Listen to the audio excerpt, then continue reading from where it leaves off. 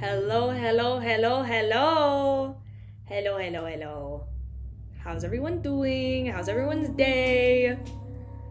I know.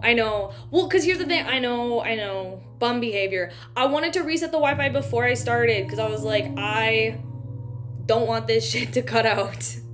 I don't want to deal with it. Oh my god, why is it not coming up? Bro.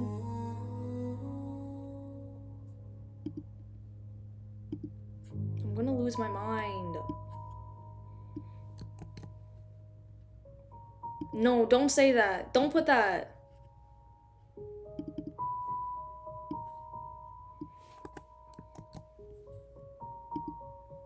Please work.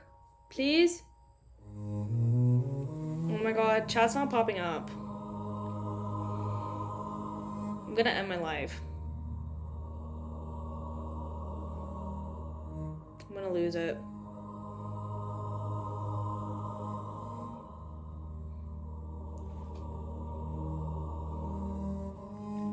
Chat's not popping up. Okay. I'm gonna try something. Oh, I finally finished volume 4 review. I'm gonna release it tomorrow. I'm gonna be super honest, because I worked 2 jobs and I got really busy, and then every time I'd finish work, I'd just be like really tired. And I just honestly just won't want to deal with it. And I was being a bum, and that is completely on me, and I was procrastinating it. However, it is finally done, and I will do my review tomorrow. It's really funny because there's a lot of like little video clips and like little voiceover clips of you guys just telling me that my theories and ideas are maybe not that smart. So it's pretty enjoyable, but yes, that's what it is. That's what it is. So it'll be done tomorrow. Don't hate me more than you already do. It's okay. But I'm gonna try, because I don't know why chat's not popping up. We might just have no chat today. You might just have to look at my face. And no chat. Sorry. Okay, because here's the thing. The clip compilation, because I didn't realize a lot of the clips didn't get, like, clips, so I have to, like, find them. So it's taking a bit longer because I have to, like, go through all the videos. So clip compilation's taking a little bit longer, but it is, like, almost done. I'm, like, getting close to it being almost done, which is nice. Dude, facts. But it's getting close. Yeah. There you go. Okay, I will keep... Hold up, let me get this really quick here. Call me, is it like a sad song? Oh no, it's it's this one. That one that I have to, like, blast the music.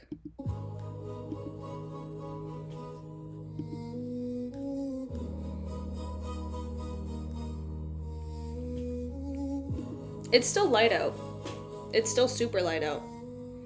I don't know when the light will go down, but probably for, like, this stream's going forward, it's gonna be pretty light. Because the sun stays out pretty late now. So, yeah, that'll be that. It'll get dark soon, though. Other than that, how's everyone's day? How's everyone doing? Perfect. Okay, goal of today. We're gonna try and get through as many chapters as possible because I'm, once again, feeling super left out. So, we're gonna be reading as much as I can. Just let me know when to change the music and what to change it to. And we'll go from there.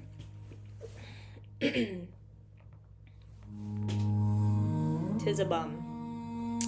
Chapter 1030. Joint Operations. Backlund Northborough St. Samuel Cathedral. The Cardinal of the Church of Storms, Archbishop, Backlund Diocese, Deep Blue Official Randall Valentinus descended amidst the wind, landing inside the steeple with a huge clock to the left. He donned a black robe with storm symbol and had a thick facial hair. His hair was short and stood up, colored in dark blue, and was almost black. This muscular demigod cast a gaze to the other side and said to the figure who was already waiting there, "Hormick, do you know what happened? Why did Anthony suddenly invite us over here?" The person he spoke to was dressed in a white priest robe and a clergyman bonnet. He had a genial and mild expression, and he was none other than the Church of Storm's Divine Council member, Archbishop of the Backland Diocese, the demigod Hormick Hayden.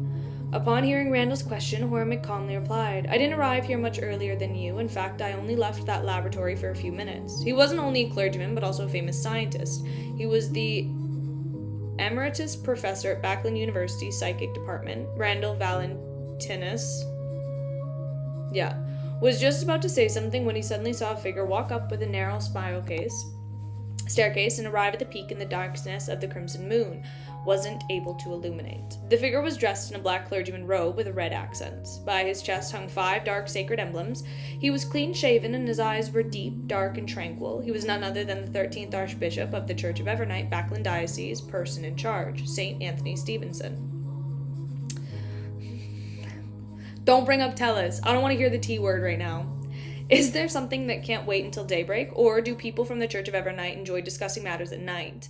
Deep Blue official Randall Valentinus asked. Anthony came to the stop after waking up for the fright of the staircase and said with a serious expression, "A very pressing matter." "What is it?" Randall asked immediately. At this moment, Hormick Hayden also cast his gaze at Anderson Stevenson, awaiting his answer. In a similar situation, Hormick especially liked the existence of people from the Church of Storms. This meant that they would take the initiative to ask questions, and that they were no need to be euphemistic. It didn't require him to say anything else. Anthony looked at them separately and said, "It's related to the royal family. I'll let Ma'am Mariana do the honors." He said that a barefoot, bun-haired female figure in a simple robe and white tree bark for a belt quickly outlined itself out of the shadows. Upon seeing this figure, Randall and Hormick immediately bowed. "Good evening, Ma'am Mariana." Their expression turned solemn at the same time as they had a deep understanding for how important the crucial the matter that was happening tonight was. It was definitely not a small matter for the grounded angel to appear. Meanwhile, they couldn't help but be roused up. They realized that they had no idea what the matron of the Evernight cloister, the servant of concealment, Ma'am Mariana, had arrived in Backland. Under normal circumstances, the 3 churches, the royal family, and the military enjoyed a certain degree of tactic cooperation grounded angels, and Grade 0 sealed artifacts wouldn't appear in Backland. Good evening, archbishops. Ariana answered without any sign of haughtiness. She then raised her right hand and grasped into the thin air. A faint light was emanated and transformed to a scene along with the darkness. It was the entire conversation between Ariana and Conus Kilgore. The secret that appeared to have been kept for quite some time had finally presented itself before others. As they watched, Deep Blue official Randall Valentinius couldn't help but say, "He actually advanced to sequence 4 and became a demigod." The Archbishop knew Conus Kilgore. He originally believed that the Deputy Director of MI9 was only sequence 5 and had relied on the sealed artifact with severe negative effects to obtain combat strength at a demigod level. He never expected it to be a disguise. The Church of Storm's influence on the military was greater than the 2 major churches. No one answered Randall after his secret was fully revealed. Hormick said, "One involves a secret ruin of the Blood Emperor and with large numbers of people set in. These 2 points put together cannot be anything good." "Indeed," Randall nodded in agreement. "Let's head to the ruins now." Ariana looked around and calmly said, "This involves the royal family and the king. It's best you seek permission from your own Holy See." The angel's choice of words, the Holy See, refers to their respective churches' headquarters, the core seat of the power of the church. "All right." The 2 archbishops replied without any hesitation. After a while, Deep Blue official Randall Valentinius and Hormick Hayden received feedback from the sealed artifacts they carried. Together with Anthony Stevenson and Ariana, they headed for the Blood Emperor ruins that Conus Kilgore had previously entered. Ariana took out an iron black coat of arms with complicated symbols, and she tried to activate it. She didn't make any disguise attempts, and she stood there calmly as though she wasn't worried that the guards in the ruins would recognize her. Seeing the servant of concealment's actions, Hormick seemed to be in thought. Randall wore a look of calm and didn't believe that it posed any problems. In the underground ruins, on the strange metal pedestal, a ghostly blue beam soared up and formed a door. 4 black armored guards immediately observed the situation outside through the ghostly blue beam and planned on using the predetermined method to confirm if the person who had been summoned the door of teleportation was disguised, so as to decide whether the door was to be opened. However, they didn't see anything. The area outside was empty. Just as they felt intense unease and confusion, a figure quickly outlined itself behind them. It was none other than the leader of the Church of Evernight Aztec, Ariana, who wore a patched robe. In the blink of an eye, the 4 guards fell into deep sleep. Anthony, Randall, and Hormick entered the underground ruins one after another. They didn't directly follow the path down. Instead, they passed through the hall. Floating in midair as they overlooked everything. This was the world ruled by darkness. Small amounts of light came from the strange moss growing in different spots, as well as the flaming torches that came from the human-sized buildings. With their illuminating light, even beyonders without night vision could grasp the overall appearance of a huge ruin. On one side was the gray walk wall. It extended upwards without an end, and it seemed to be connected to the ground. On the other side, there was a bottomless dark valley, as if it were the abyss where devils lived. The road paved with stone slabs lay in the middle, connecting the hall's buildings together. From time to time, humans would come here and go in silence.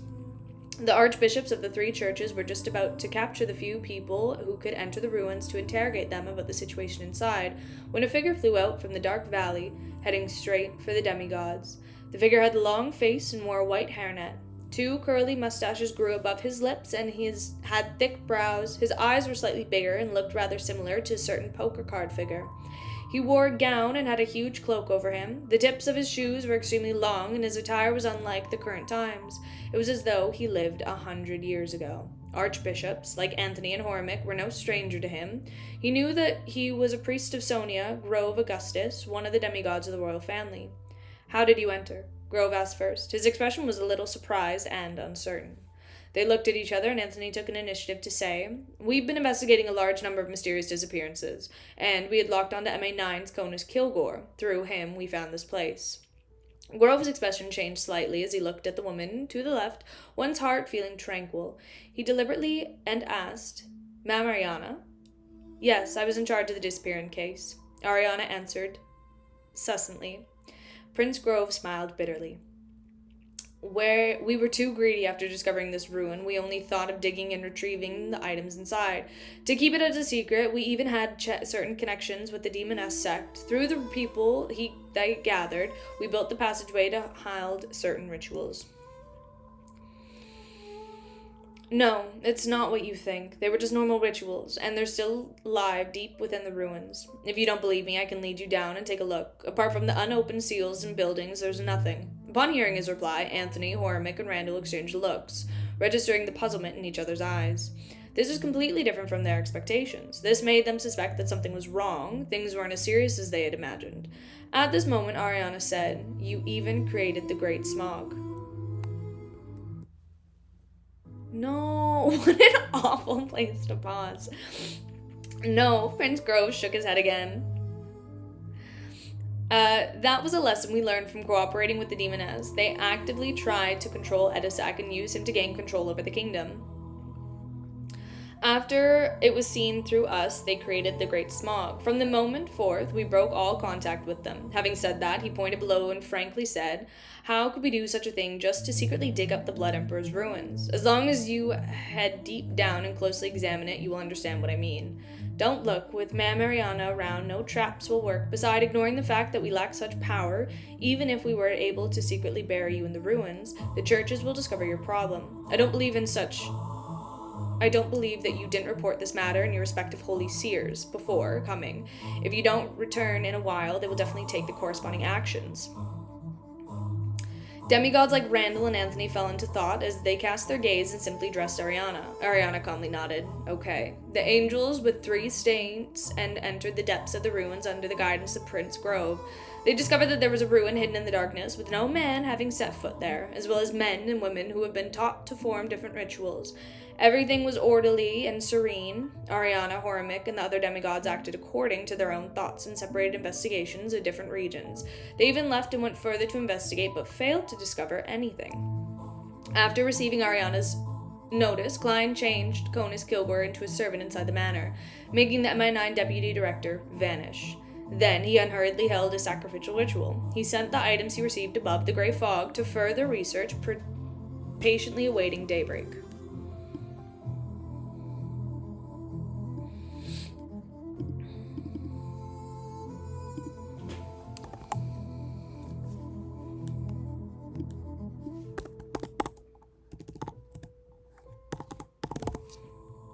Did I spell possibility right?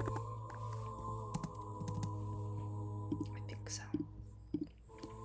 As the skies lit up and the manors alongside Tussock River's north bank began to wake up amidst the morning mist, the tall and poorly Framis Cage came to the guest room where Conus Kilgore slept last night. He knocked on the door and prepared to have breakfast with his MI9 deputy director. However, there was no response. As the brigadier general headed for the dining room, Framis Cage turned around in puzzlement and left for the first floor. After breakfast was over, everyone realized that Conus Kilgore had vanished. Under Dwayne Dantes' lead, they headed outside the guest room and waited and watched the land steward Richardson open the door with his key. There was no one inside. "Does Brigadier General Kilgore have a hobby of taking morning strolls?" Match asked curiously as he pinched the two ends of his cheekbones. Framis Cage shook his head without any hesitation. "No." "Did you hear anything last night?" The Chancellor of the Blackland University Technology Portland Moment surveyed the area and asked. Match recalled for a moment. "No, it was very quiet. Perfect for a vacation." Beside him, Hazel looked into the room curiously, but she couldn't think of any possibilities. At that moment, Framis Cage raised his theory. Brigadier General Kilgore is an important member of the military, and he often needs to handle unexpected matters. Perhaps he had long left the manor and returned to Backland. The steam car tycoon was clearly trying his best to downplay the manor. He seemed to know something, or at least he guessed that Conus Kilgore came to Mygore Manor in some private, personal goal. Klein listened to the conversation as he said to Butler Walter and Land Steward Richardson with a heavy look, "Ask the servants in the manor if they've seen Brigadier General Kilgore last night or this morning. If they haven't, send someone back to Backland and visit Brigadier General Kilgore's family. Inform them that the matter and let them decide whether they need to make immediate police report." After giving this instruction, Klein strolled to the White Sideburns and said to Match and the other guests, "Things aren't clear yet. Perhaps Brigadier General Kilgore left because of an urgent matter, and we didn't want to hold up everyone's vacation. Let's do this. We'll continue with our hunting plans and return when the police arrive." As Brigadier General Conus Kilgore's companion, Framis Cage, had raised an excuse for the crisis, one that was rather convincing, Match and company agreed with Dwayne Dantes suggesting to leave the area. Hazel walked right in the back and glanced at Brigadier General Conus Kilgore's guest room and its neighboring room. She had a nagging feeling that something wasn't right, and she subconsciously wanted to use her powers as a cryptologist to reconstruct the situation. However, an intense sense of fear emerged deep in her heart. She had no idea what she was afraid of, so she evidently gave up on the idea. She vaguely felt that she had some experience in such matters, and those experiences told her not to look at things she couldn't see or listen to things she shouldn't hear. After the guests and servants left the floor, a thick carpet that held the weight of the coffee table inside the room beside Conus's guest room began moving. Bit by bit, it pulled itself up from under the sofa coffee table, causing much of a stir. Following that, the yellowish-brown carpet stood up and revealed its other side. It was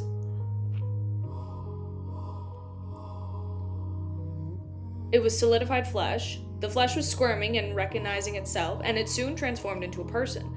The mixed-blood young man, this was Dwayne Dantes' valet, Eniu. And the one following Dwayne Dantes was Conus Kilgore. He wore the same face and had the same build. To Klein, there was no need to disguise Eniu in such a manner. He could get him to transform himself into another person and blend in with the servants, using an illusion to interfere with the senses, making them unable to discover the addition of the person. It was a simpler and more reliable method. However, acting remained important to the demigod. It was key to accelerating the potion's digestion and for resisting the inclination of losing control and madness. Therefore, Klein would deliberately try to bizarre in his handling of many matters. Of course, he didn't wish to harm the innocent. Even in a creating bizarre and eerie situation, he would try hard not to let others notice. It wasn't to prevent him from being left with a mental scar due to excessive fright. The bizarre and eerie atmosphere was mainly for himself, to gain the approval of the potion inside him. This would undoubtedly accelerate the digestion rate and potion, but without the feedback of the spectator, it meant that the acting wasn't complete enough. This made the speed at which he digested the bizarro sorcerer potion not as fast as he imagined. Despite doing so many things, trying out so many acts, Klein didn't feel that it was possible for him to reach Sequence 3 by the end of the year. Backland Eastborough, inside 2-bedroom rental apartment. Shio sat up in an unstable chair as she stared out the window in a daze, her expression a little gloomy. Forrest swallowed her saliva and sat opposite Shio, blocking her line of sight. You seem to have lost all your motivation. Do you not know what to do after receiving that answer? It's because you have no access to the king. Shio's eyes fluttered as she slowly came to her senses. Whether it's to redeem my father's reputation or revenge, the chances are slim when facing the king. I can't think of a way to complete something like that. That's because you're too weak. When you reach sequence 4 and become a demigod, you'll discover many solutions. The only problem is that it'll be more dangerous. Forrest tried encouraging her. In addition, you can still use others, just like the person monitoring Charmaine. She too wanted to know the Viscount Stratford was loyal to. She must be interested in the king's secret. Charmaine. Shio repeated the name as her state of mind suddenly recovered. Beside them, there was a bronze cross and a ghostly blue gem that resembled the vertical eye on the table. The gem's exterior had 3 like patterns, the Beyonder characteristic that appeared after Charmaine's death. It made the things around it appear mild, and it accentuated their beauty. However, with the bronze cross around and the glow was confined to a small area, this monitor is one of the culprits behind Charmaine's death. Shio said rather seriously. They had already found the spot to bury Charmaine, and Forrest flipped through Leymano's travels to placate the dead Charmaine. Forrest immediately nodded. Yes, it's why she was instigated to investigate the king's secret and come into contact with the latent danger. Didn't you say that she might be able to monitor where we used to live? We can't find an opportunity to return incognito, throw a letter into the mailbox, and write to Viscount Stratford is loyal to King George III, and that it is a huge secret. This way, I believe she'll be able to see it. Shio thought carefully and nodded solemnly. Okay. After discovering what they were to do next, Forrest stood up and pointed the bronze cross. It's time for us to show our sincerity to Mr. Fool for all the help we have received. I plan on sacrificing it to Mr. Fool now. You don't have any objections, right? No, Shio replied without hesitation. Mygor Manor, it was another evening. The news sent back to Conus Kilgore's family was to wait since MI9 Deputy Director often acted in such ways, involving himself in matters of national security. Therefore, Match and company didn't panic. They made use of the animals they hunted and roasted them over bonfires at a party in the lawn before the manor. Seeing the gentlemen roll up their sleeves and busy themselves around the roasted rack, the ladies headed over to help them time to time, and the children running around eagerly. Klein held a cup of sweet white wine, a fine product of Mygor Manor, and sat on the white wooden chair, a smile suffusing his lips. Beside him, a mixed-blood valet NEU who stood upright while awaiting instructions. And inside a particular room of the manor's main building, a pair of eyes were silently looking down. It belonged to the person who looked identical to NEU. The evening breeze blew past. Just as Klein was about to get up and showcase what it meant to roast meat from the desi and roasted rack, he suddenly saw the figure phase into existence in front of him. It was Ariana, who wore a simple robe, tree bark as a belt. This servant of concealment looked at Dwayne Dantes and said, "There was nothing special about the underground ruins." She then recounted the main points of what she and the 3 bishops saw, as well as the explanation given by the Prince of Sonia Grove Augustus. That doesn't make sense. The first thought that appeared in Klein's mind was suspicion.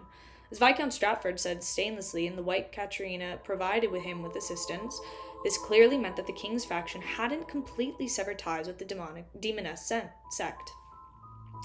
Under the premise that the Great Smog of Backlund had already appeared, their continued relationship with the demoness sect meant that this wasn't something that could be explained as hoping to keep the Blood Emperor's ruins for themselves.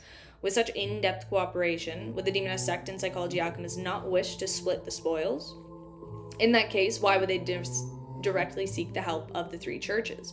Klein instinctively believed that the problem with the ruins hadn't truly been discovered. He suspected that there had been leaks during the entire process, allowing the king to make preparations.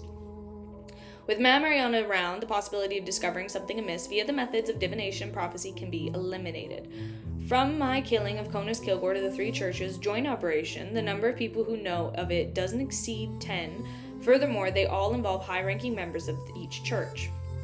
How is it possible that there was a leak? Viscount Stratford's problem resulted in people in the ruins developing contingency plans? No, his standing wasn't at that level. Even Conus Kilgore didn't have the exact situation, much less him. He was only in charge of lacing with the demoness sect and handling matters at the periphery. He might not even know about the underground ruins. Klein's thoughts raced as he sought for the reason. He first eliminated the possibility of them being prepared due to Viscount Stratford. After all, the death of the captain of the Royal Guard wasn't that important or crucial. As such, there were very few possibilities that could explain the situation. One, a person who knew the secret amidst the sequence of events had deliberately or unintentionally leaked the matter due to particular reasons. Two, they had noticed something wrong with Conus Kilgore's seemingly ordinary state, but Klein didn't notice anything. The psychology alchemists are cahoots as well. Could my thoughts be read that the secret revealed? But I have a gray fog augmenting me. No matter what, there will be some abnormality. It's just like when I faced the spectator demigod.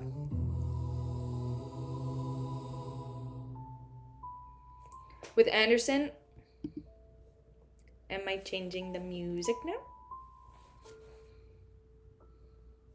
I know the chat is not working, so that's all we got.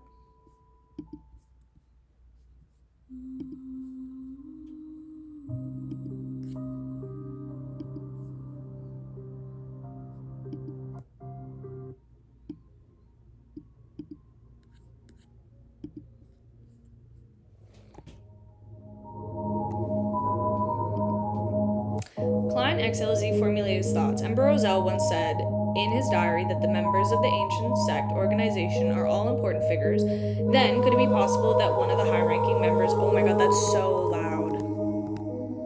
Literally just deaf in the chat. Then it could be possible that one of the high-ranking members of the Church of the members of the Twilight Hermit Order. And it could be that the ruins which Ariana and the Archbishop saw wasn't the real one, but an imagined by Adam. Oh! Sorry? Come again?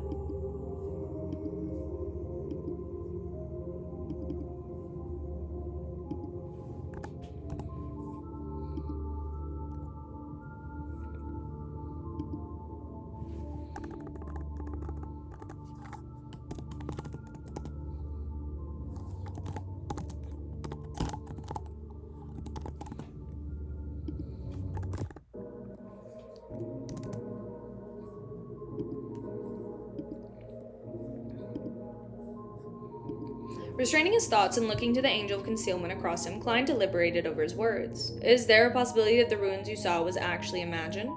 He didn't directly mention Adam or the Twilight Hermit, afraid of discussing such matters in Ariana's concealment zone, would still be heard by Adam, who wielded the Spectator Pathway's uniqueness and recently obtained 0-08. We still have the quill. I fucking hate that quill. As he was inside Ariana's world of concealment, Klein believed that thinking of Adam and the Twilight Hermit Order was likely to pose any problems, but it wasn't necessarily the case when saying out loud. After all, Mr. Dorr could freely discuss Adam and the Emperor Roselle back then, not only because of the beyonder powers of the secret sorcerer's secret keeping, but more so because he was also a king of angels, a level not lower than Adam and Amon, perhaps even higher. Imagined. Ariana repeated Klein's keywords softly as she had figured out something. At her level, she was no stranger to ancient history and the main characteristics of the 22 pathways. Furthermore, she was also an angel that represented the authority of concealment. She possessed the highest clearance in reading all the church's confidential information. A few seconds later, Ariana observed Dwayne Dantes, who remained standing still. Psychology alchemist?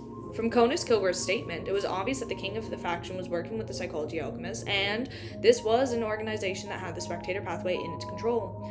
Klein first nodded and then added, their higher-ups likely do not have the ability of turning imagination into reality. In this world, there are only 1 to 2 people who have such authority. Ariana nodded and thought, I understand.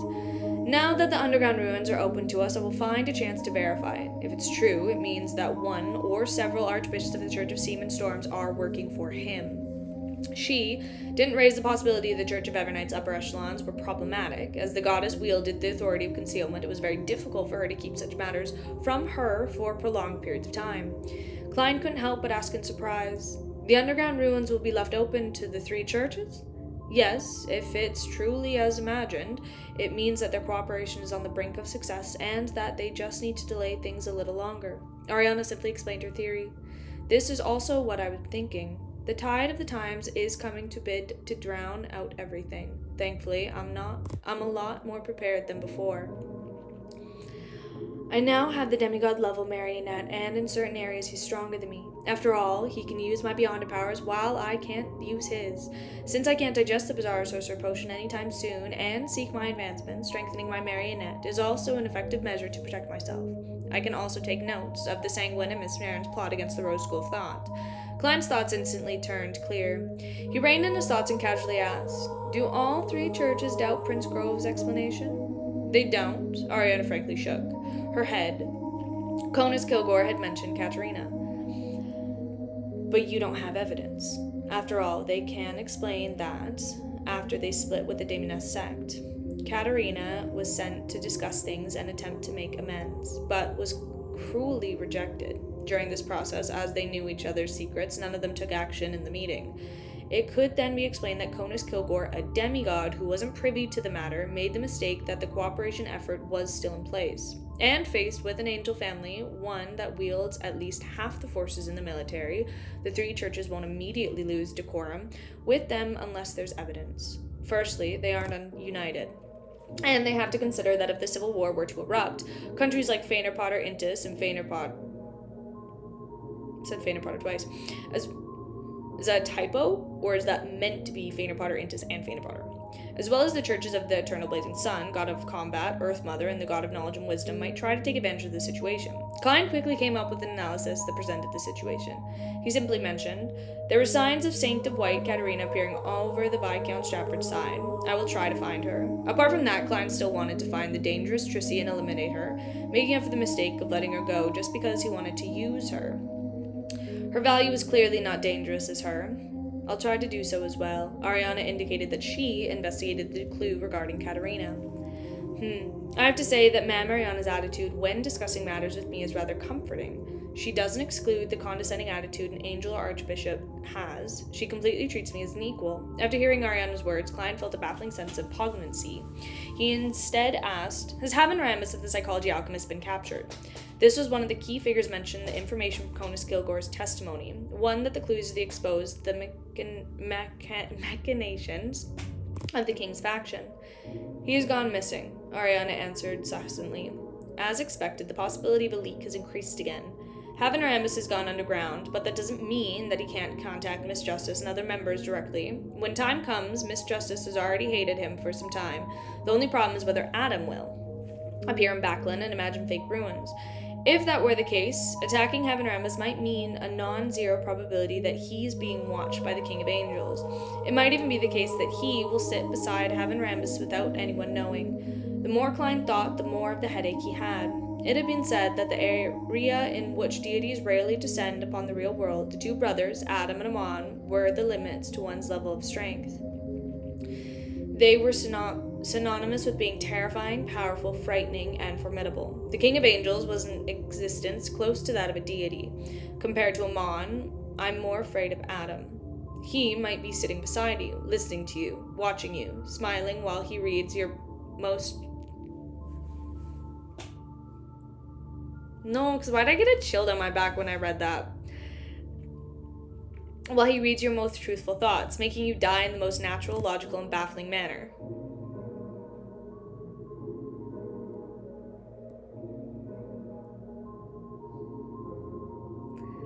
At this thought, Klein couldn't help but look around, afraid that simple priest without pure-looking eyes and beard would holding a tray, standing beside the roasted rack as he waited for the food and watched him with a smile. Without a doubt, Klein didn't discover anything.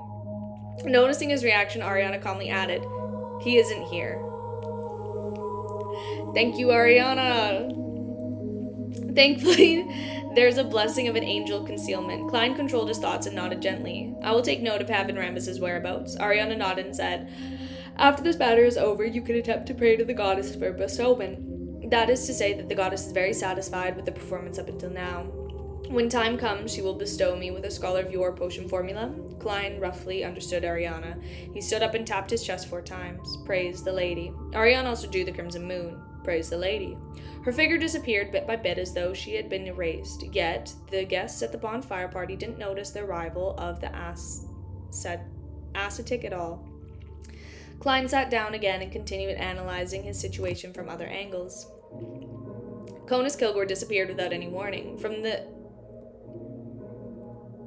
Evidence, thank you, presented by Mariana, and the words she said, it implied that the MI9 deputy director is in her hands.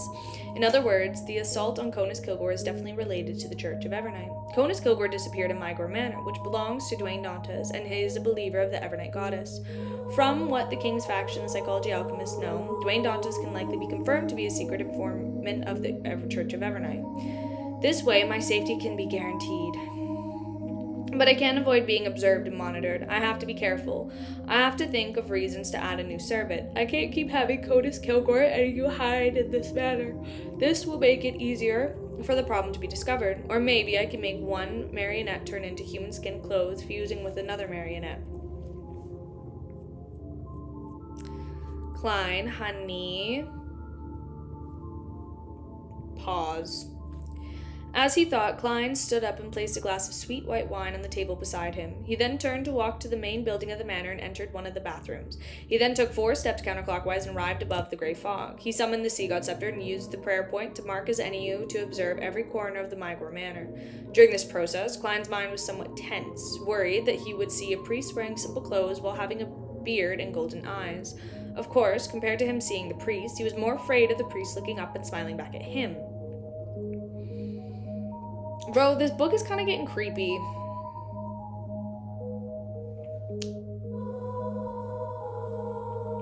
I'll try and put chat on next chapter. I only have like 3 pages left. Raising the cup of wine in his hand, fortunately, after a series of inspections, he confirmed that there was nothing unusual at Mygor Manor. Klein heaved a sigh of relief and retracted his spirituality. He then cast his gaze at the bronze koros at the long molten table. This was an item that the magician and judgment had recently sacrificed. They said that it was thanks to Mr. Fool for his blessings and hoped to please his existence. It didn't look like this at a low level. Klein picked up the spiky cross and used divination to quickly figure out the mystical items beyond her powers and negative effects. Both of them were one and the same. The bronze cross could cleanse powers of degeneration, corruption, corrosion, darkness, evil, ailments, and other domains, quickly causing them to dissipate until nothing was left. Due to this reason, this mystical item could also clear the mental corruption beyond her characteristics. Nice. And it was precisely because of this that the potent purification that the bronze cross couldn't coexist with other mystical items or be in contact with other bionic characteristics. It couldn't exist on the same person. Furthermore, it also repelled that wielder's bionic characteristics, but not in a manner that was as obvious. Over the passage of time, it wouldn't slowly cause the beyonder's characteristic to seep out. This also meant that if one were to carry or wear the bronze cross for more than an hour, the beyonder sequence would drop by at least 1 sequence.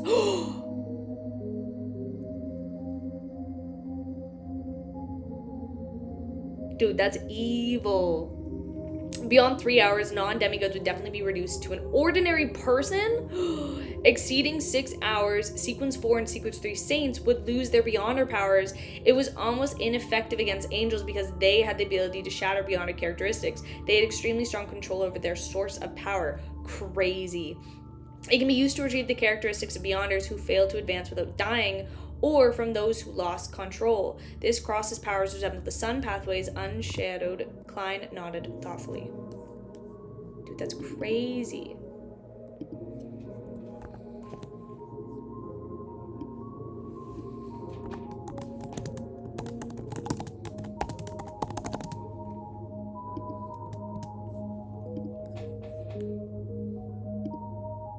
No, it's not popping up.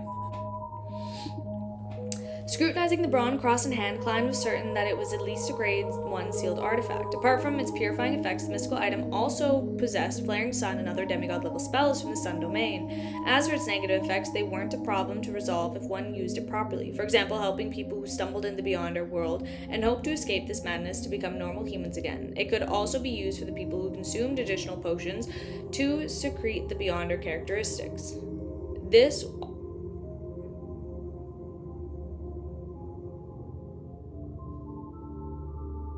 Though this required precise timing, otherwise it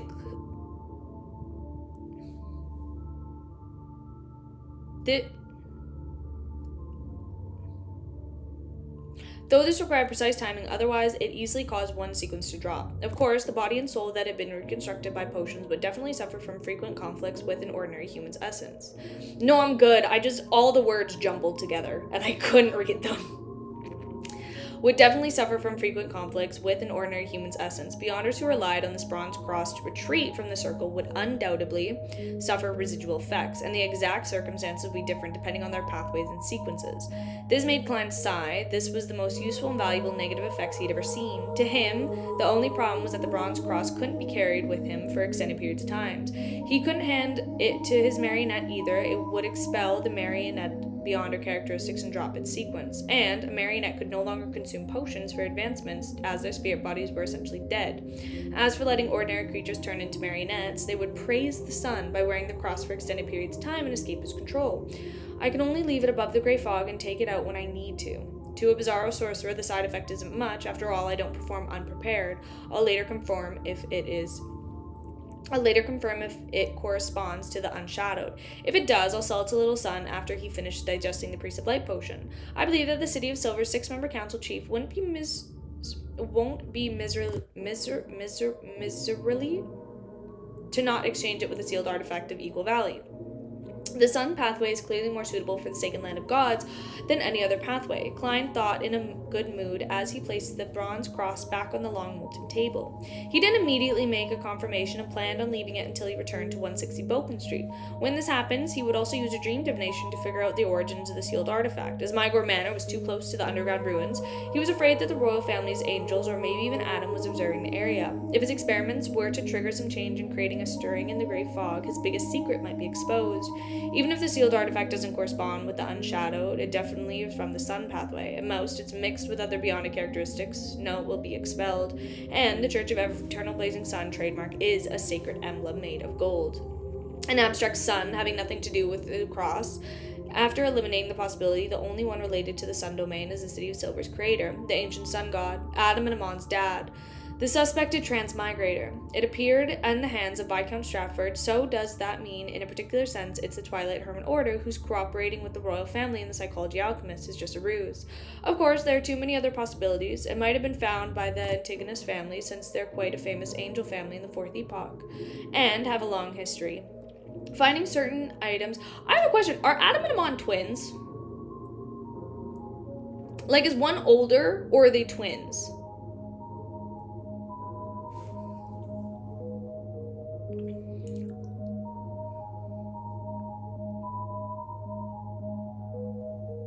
Because...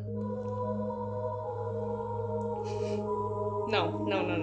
Of course, there are too many other possibilities. It might have been found by the Antigonus family, since they're quite a famous angel family in the Fourth Epoch, and have such a long history. Finding certain times an ancient sun god is rather normal. If this sealed artifact really was provided by Adam, could it be part of his arrangements? Faced with Demoness Trissy, who is clearly involved in the evil god, or her partner, Viscount Stratford, who is close with the use of this purifying cross and gave up using another item. The arrangement is very reasonable. Upon deciding to eliminate Charmaine, since he wasn't sure if she had been corrupted by an evil god, and was afraid of accidents happening, he didn't use any direct offensive means and instead wasted time activating the sealed artifact. That too is also very reasonable. Yes, it's very reasonable. I'm just not sure if there are any signs of this outcome being arranged. With this in mind, my phobia for 0-08 has reared its head again. Yes, Miss Magician and Miss Judgment have privately discussed Adam before. It involves matters regarding the Forsaken Land of Gods, the Giant King's court, and the King of Angels. This, even if it was arranged by Adam, why does he want to give this item to them? Klein felt his scalp tingle as his thoughts about it. Oh no, Klein's got PTSD. I don't want my boy to have PTSD. Like, here's the thing. We all knew he was gonna have it, but I don't want him to have PTSD. Want to give this item to them. Klein felt his scalp tingle as though, in thought, corresponding himself, he decided to do further experiments after returning to Bokeland Street. He didn't hesitate to immediately return to the real world. As for the items on Conus Kilgore, he relied solely on his divination powers without the Grey Fog enhancements to gain an initial grasp on the situation. No, I didn't. I never said that. Apart from the Concerto of Light and Shadow, which the Church of Evernight ascetic leader Ariana had taken, the badge used to open underground ruins, Conus Kilgore had two other mystical items. One of them was the Revere Shout of Despair, which Rhodes had mentioned. It originated from the failed sacrifice and had two modes.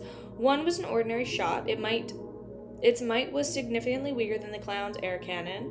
The other was a machine gun sweep. It could spew out large numbers of bullets in 1-2 sections. You know what would be crazy?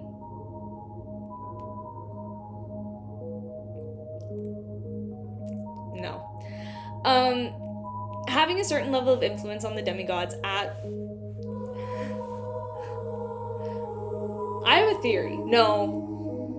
Let me finish this chapter. Saint level, but it wasn't too effective. Of course, not every demigod could withstand such an attack. Just like Klein himself, he didn't have the ridiculous body or defense to withstand it head on. The other item was Lucky Grass. It looked very simple, a four-leaf clover that had been made into a protective charm. Its power was accumulated one chance of success after a subsequent failed attempt. The negative side effect was that it magnified the wearer's character flaws. Klein appraisal on...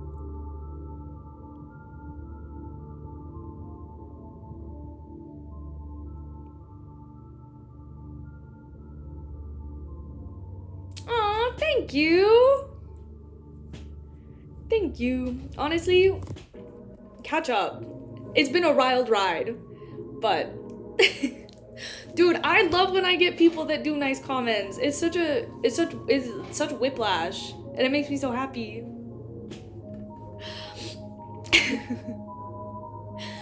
These two mystical items were on the little value of Klein. He continued keeping them on Conus Kilgore's person. Instead, it was a demigod marionette with the greatest harvest. Lawyers had an acute grasp of knowledge of how to make use of loopholes in law, with the ability to guide the... Yeah, please do enjoy the book. It's really, really good. Truly. You will cry a lot, coming from personal experience, but it's amazing.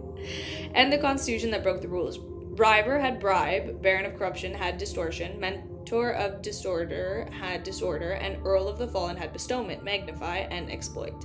They were all pretty good powers, and if they obtained detailed information. From a Rhodes, Wiz... Okay, I keep forgetting. When did Wiz cry? Did he cry at the end of Volume 4? Klein believed that he had no way of restraining Conus Kilgore even if he had items like Fate Siphon. In fact, instead of turning...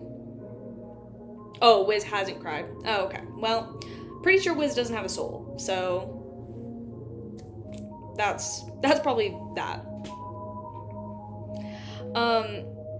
But if that's the case, I can only use 3 of the Earl of the Fallen's Beyonder powers. As Klein thought about that, he walked out of the bathroom and returned to the bonfire party. On the lawn, Madge was standing in front of the roasted rack, trying hard to make East Balham-style roasted meat, while sweat dripped down his forehead. Hazel was standing in short distance away, her eyes looking on brightly. She no longer had the arrogance from before and had a few black marks across her face, a result of smoke. Portland Moment was holding a cup of wine, seemingly watching the relatively young lad being busy. From time to time, he would raise a metal skewer with a chunk of meat and bite it. Upon seeing the scene, Klein's heart suddenly calmed down. On Sunday afternoon, a group of people who went to Bokeland Street suburbs returned to Bokeland Street. Before dinner, Klein... Okay, I will check chat regularly. Before dinner, Klein headed above the grey fog once again and picked up the bronze cross. He first confirmed that the cross corresponded to the Sun Pathway Sequence 4 Unshadowed and had rather creatively named it Unshadowed Crucifix. Following that, he picked up a pen and wrote down a new divination statement, the origins of the cross. Klein did immediately divine if Unshadowed Crucifix had any trace of being arranged, again, that it might point to Adam in place, him in the stage of vigilance. He planned on investigating the situation by figuring out the sealed artifact's origins of the Unshadowed Crucifix owner, or formed owner was Adam. The truth of the matter would undoubtedly point towards a deliberate arrangement. Putting down the pen, Klein looked down the cross and exhaled heavily. I'm courting death again. He truly is. I truly think Klein is a masochist. He suspected that the Unshadowed Crucifix originated from the City of Silver's creator, the ancient sun god, a powerful deity that was stronger than the ancient sun gods, like Dragon of Imagination. Sneaking a peek at him would cause damage that exceeds Klein's previous divination of Grozel's travels. However, things were no longer the same. Klein was now a Sequence 4 Bizarre sorcerer, a demigod. The damage he could withstand, as well as the amount of power the mysterious space above the fog that could use far exceeds his Klein, no, don't do it, please. Please don't. His previous state back when he was a Sequence 5. After spending a few seconds to calm his emotions, he leaned back in the chair, holding the unshadowed crucifix in one hand and holding the piece of paper in the other. He softly repeated the divination statement. Over and over again, Klein used cognition as a jumping board to enter a state of deep. I know, I'm doing the music. I'm doing it. Give me 1 second. I'm going. Is this the one that's gonna get me copyrighted? Possibly, maybe get me copyrighted. That is okay. I'm just curious as to which one it is. If it is this one.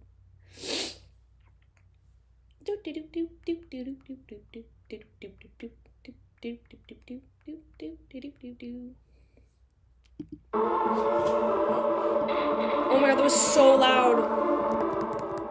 I don't know if that was really loud for you guys, but like genuinely jump scared me.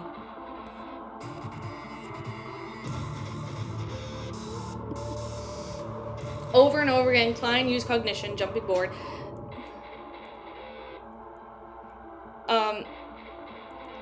Deep sleep. In the hazy world, a building whose original form was obscured by layers of grayish-white stood in pitch black. I'm going! Environment surrounding it with monsters cracked open the grayish-white building surface as a palm in his had almost white skin reached out.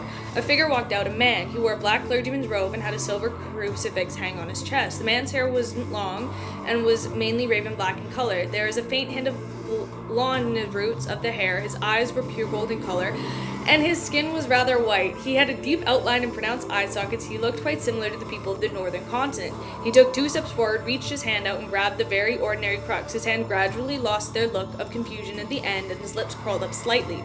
He said in a deep voice, "Let there be light." The pitch-black surroundings of the grayish-white building were immediately pierced by bright lights, revealing what it really looked like. It was a deep valley where nothing could be seen above, yet the infinite light filled every corner. And there was light. The image of the next scene flashed. The drop of golden blood that emanated light and heat dripped onto the silver cross. Above the drop of blood seemed to be a figure that was formed of dazzling light. The face that could be seen clearly was looking up, seemingly being infused with a pain and sense of distortion in a very real manner. He cast his gaze over towards the area above the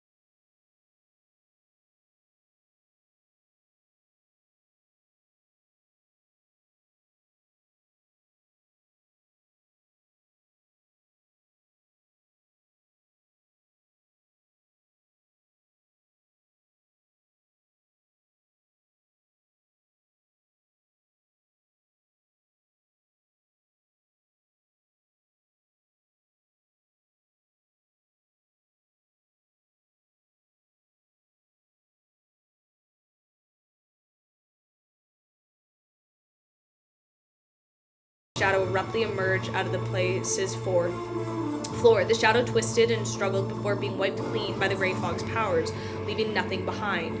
After nearly a minute, Klein calmed down completely and recalled the scene he had seen. That should be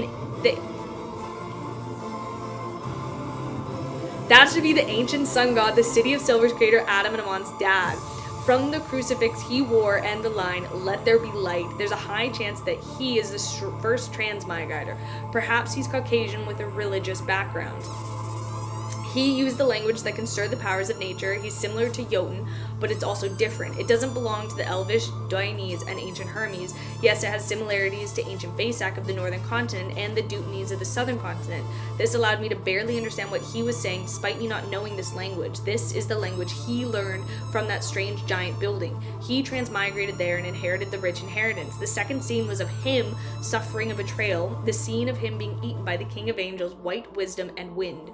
To a deity who claims to be the creator, that kind of corporal pain and distortion can only appear in such situations. Yes, the divine blood he dripped before his death fused with the silver crucifix, and it later turned into the latter form, becoming a rather powerful sealed artifact.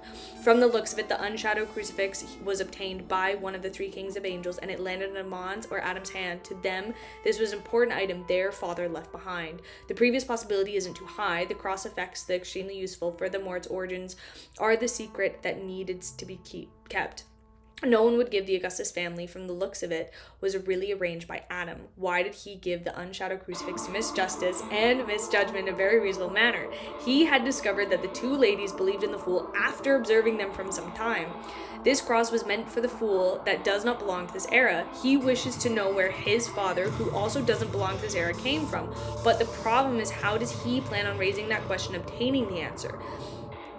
The City of Silver's creator level is extremely high. He was able to sense my prayer despite the long stretch of history between us. He cast his gaze above the gray fog and cast it on the mysterious face. Furthermore, the influence he created not only openly caused destruction, but also secretly invaded this place, creating a special shadow. It nearly lurked here hidden. Does this mean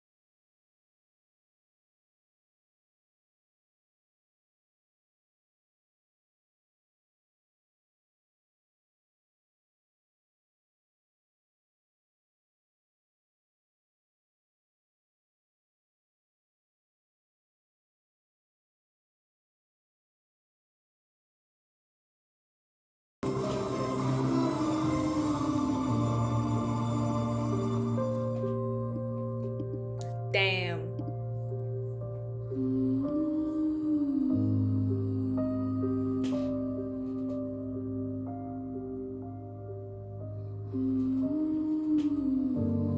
Oh my god, that's crazy. That's crazy. Oh my god. The music name? That was called God's Gift. That's what that one is. Okay, it's here, for Shield. The postman quickly walked to the mailbox and threw the letter in. Following that, he didn't delay as he got on the bike and kicked off. After a while, pitch black flames suddenly spewed out from the mailbox's mouth. These flames burned quickly and quickly disappeared. The Empress Borough was opulent villa of Earl Hall. Audrey, who had bought Susie a garden for a stroll, had just returned to the foyer when she saw her father, Earl Hall, come in from the outside. He had his brow knit seemingly in deep thought. "Father, did something happen?" Audrey asked with concern. This was the most basic of observation, which she didn't need to hide at all. Earl Hall restrained his frustration expression and said with a smile, "It's nothing important. I just never expected Heaven Rambus to be a member of a cult." "He's a member of a cult?" Audrey expression her surprise appropriately. She knew that Heaven Rambus was actually a member of the upper echelons of the secret organization known as the Ecology Alchemists, but she didn't understand how this was suddenly exposed. Earl Hall nodded solemnly. "Yes, he's wanted by 3 churches. I'm still not sure which cult he's involved in." Has he been caught? Audrey's eyes darted around as she asked curiously. No, he disappeared before the warrant was issued. Earlhart sighed. It's really hard to imagine that the cult members. He's an excellent character and is known. He's rational and objective in various matters and is filled with wisdom. That's just the side he wants you to see, Audrey inwardly mumbled. Then, as usual, she entered the small prayer room at home before dinner. She faced the sacred emblem of the Evernight goddess and got into the prayer gesture. However, her low chanting was, "The fool that does not belong to this era." Her chanting was honorific name, Audrey succinctly reported.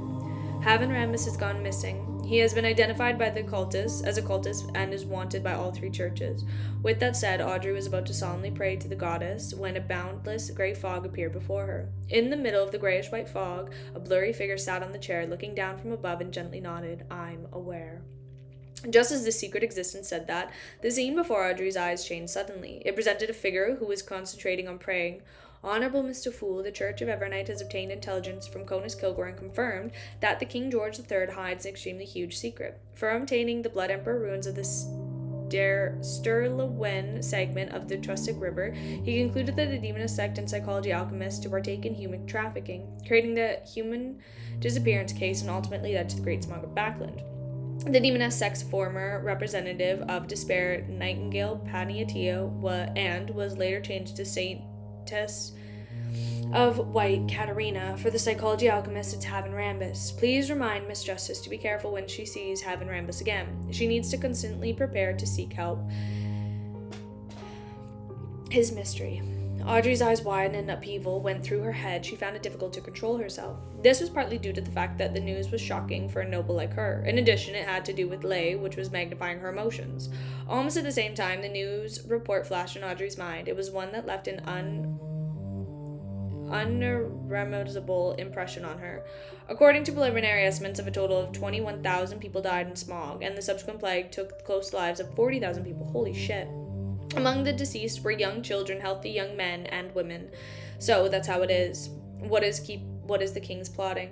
The 3 churches likely don't have any actual evidence, otherwise Father wouldn't only be frustrated to this degree. Audrey felt an inexplicable sense of danger and sadness. It felt like a particular principle she had upheld in the past had been ruthlessly trampled, or that the values that she stood on to time were suddenly crumbling. She subconsciously lowered her head and closed her eyes. Then she explained in a whisper, "Thank you, Mr. Fool. Please convey my gratitude to Mr. World." After her prayer, Audrey sat in a tranquil darkness and didn't move for a long time. Oh my god.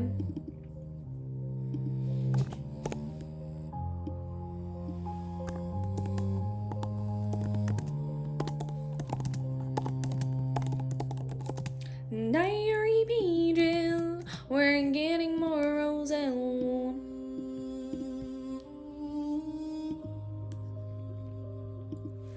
Backland Eastborough, inside the 2-bedroom apartment, Forrest picked up the fountain pen and wrote on a piece of paper. This was a letter to her teacher.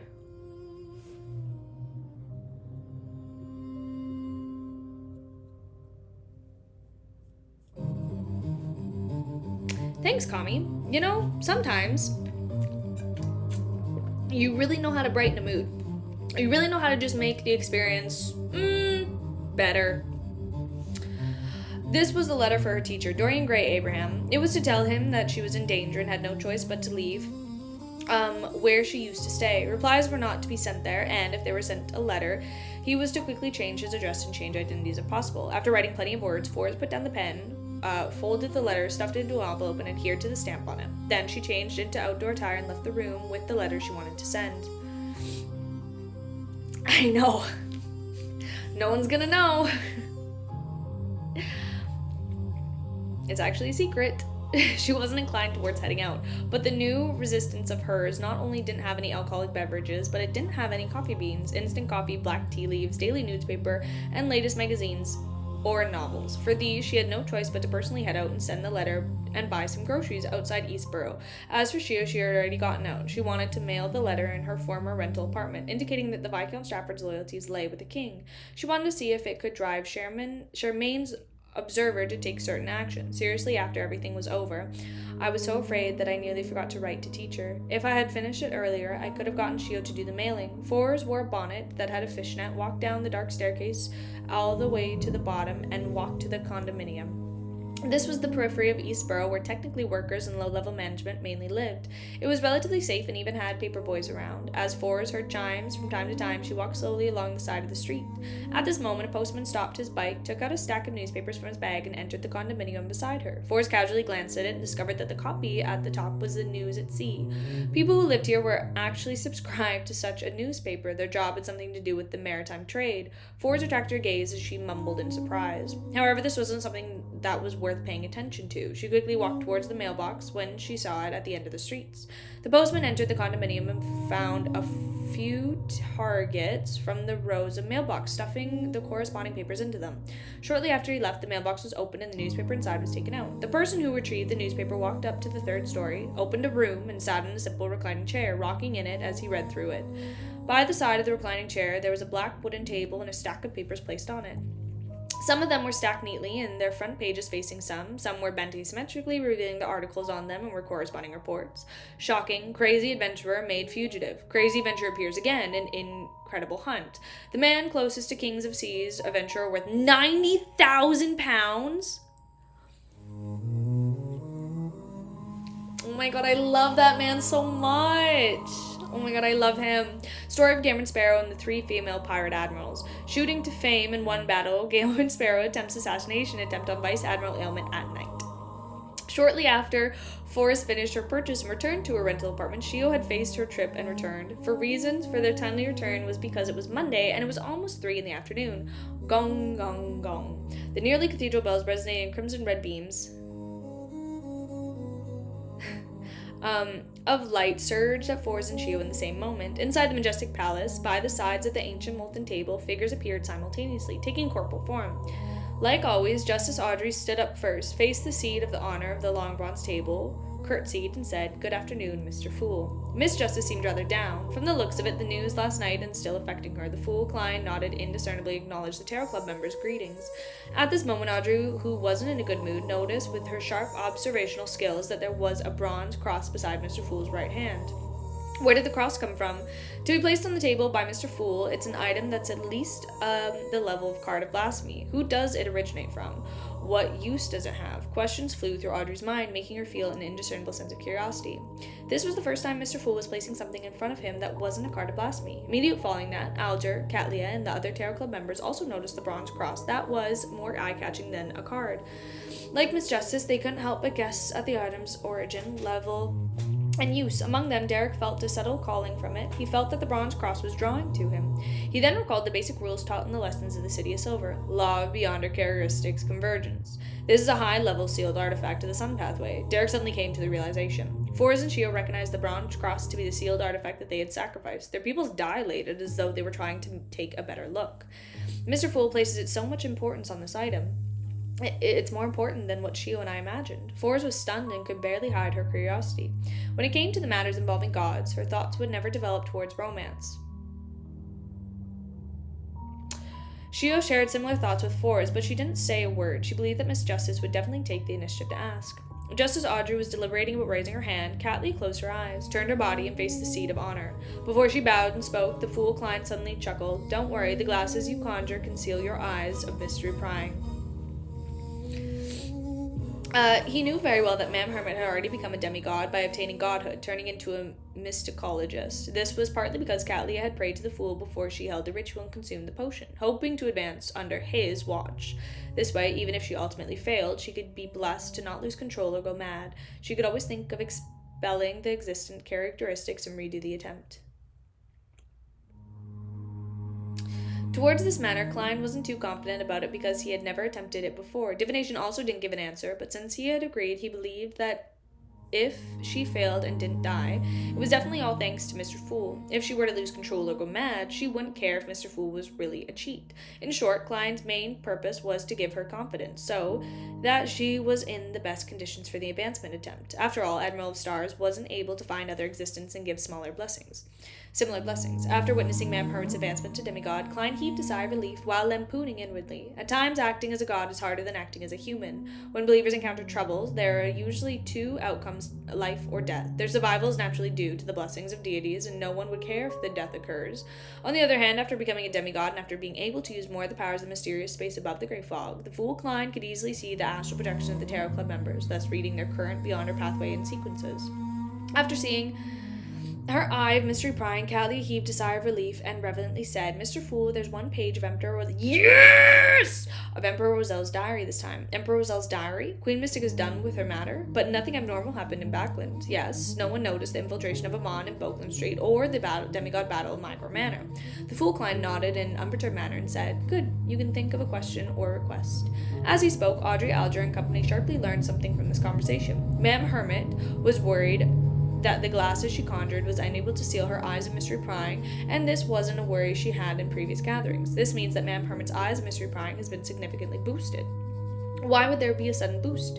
She advanced to becoming a demigod. She's our Tarot Club's second demigod. Audrey connected the matter to Callie's purchase of the mystical creature's blood and immediately had the guess. She then swept her gaze at the male members opposite her and realized that Mr. Hangman's seating posture had unknowingly changed. He had apparently figured that Ma'am Hermit had become a demigod. Little Son's gaze was still staring at the bronze cross without any reaction. The moon, Mr. Emlyn, hesitated for a few seconds before looking up at Ma'am Hermit. Mr. Starr was like Mr. Little Son, his eyes somewhat vacant as though he was waiting for the dirty part to pass. "Honorable Mr. Fool, can this question be accumulated with the next one?" Cattleya asked. Accumulated with the next one. Queen Mystic still doesn't want to have her mood affected. Then why would she suddenly provide a diary page? Has she foreseen something? To maintain this image of the fool, he didn't ask why and nodded gently. Sure. Cattleya didn't speak further. She conjured the diary page, only to see it flash into Mr. Fool's hands. Klein scanned it seemingly casually, taking in most of the information. 19th of July, night of the blood moon. Mr. Doerr's answer allowed me to confirm one thing. In that ancient secret organization, the second blasphemy state I saw wasn't complete. Please do tell more. Do tell more. Please do tell more. I am curious.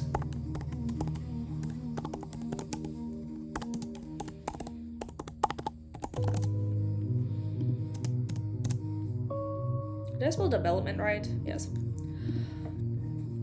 Okay, man. Oh my god, hi, Stan! According to Mr. Doerr, the main difference between the second blasphemy state and the first blasphemy state isn't that the latter has many unique sequence names, but that the former has many additions. It was the secret to the ancient sun gods caught at the glimpse towards his later years. Hold up. Alright. As a true god, there's no such thing as later years. I'm just using the human concept of period from... No, please come back. His birth to fall. So that would be considered his later years. In other words, the second blasphemy state creator was the ancient sun god. Towards this question, Mr. Doerr answered with almost certainty. He told me that the ancient sun god's fall resulted in the birth of the blasphemy slate. Does this mean that they considered the key relic of the ancient sun god? Then, who was the one who created the first blasphemy slate, the original creator who truly created everything?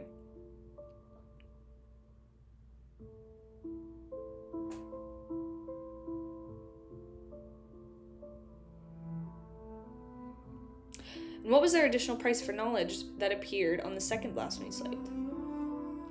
Mr. Doerr didn't answer, only saying that it involved too many secrets. It cannot be explained in just a few words. If he were to return to the real world, he would be able to tell me in detail.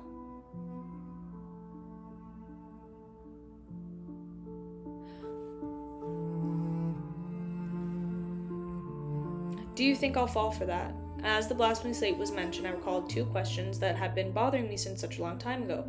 What does it mean to be the trend of the times? Who defines the trend of the times? Mr. Doerr's reaction was very odd. He laughed for nearly 20 seconds before telling me, "Be careful of the spectator." Okay.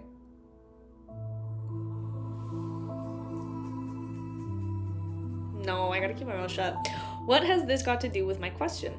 With his reminder, I carefully recalled the contents of the second blasphemy slate and discovered the unusual problem. As a beyonder of this font pathway, my memory is something I can be proud of due to my eidetic memory. However, I only recalled that sequence 0 of the spectator pathway is visionary, but I have no impression of its ritual to become a god. I can clearly remember all the rituals of the other 21 pathways, but this is the only one where not only do I lack an impression of, I have even subconsciously neglected it. I tried asking Mr. Dorr what the ritual is to becoming a god for the spectator pathway. Mr. Dorr laughed and said, with a teasing and leisurely tone, "Didn't you already say it?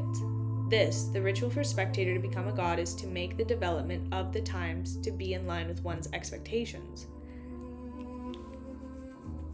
Then consume the potion for their..." Okay, I have a question, but I don't want to ask it. Consume the potion for their advancement when at a certain time known in the trend. I believe that's the truth. Okay, I'm just going to finish this. Compared to the times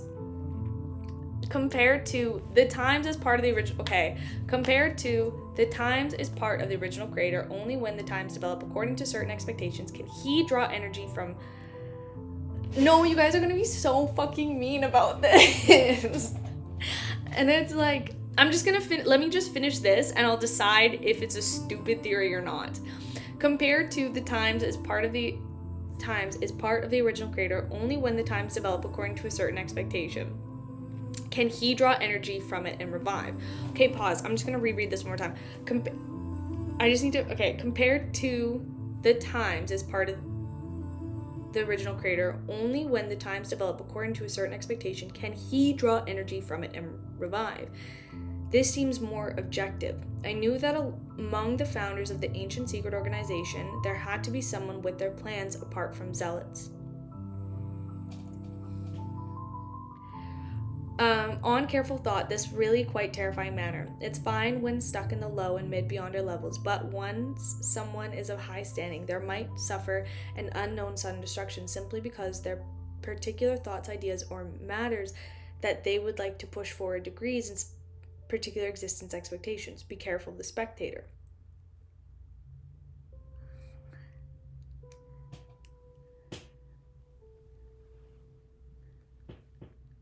I'm very curious how Mr. Dorr knows what's on the second blasphemy slate, as well as the various rituals needed to become a god. His answer was that he had seen the complete second blasphemy slate, and with him were Solomon, Zuratul, Tudor, Trunzan, Augustus, Enhorn, Sauron, Cassiopeia, Zoras, Stiano, Constantine, and company. There were families who reigned over all the Beyonders of the Fourth Epoch. The secrets contained in the diary pages made Klein feel as though he was facing a mystical creature form, embroiling his mind in the storm of knowledge. Okay, I don't think the ancient sun god was the one in the cocoon. No, because that doesn't make any sense. It doesn't make any sense.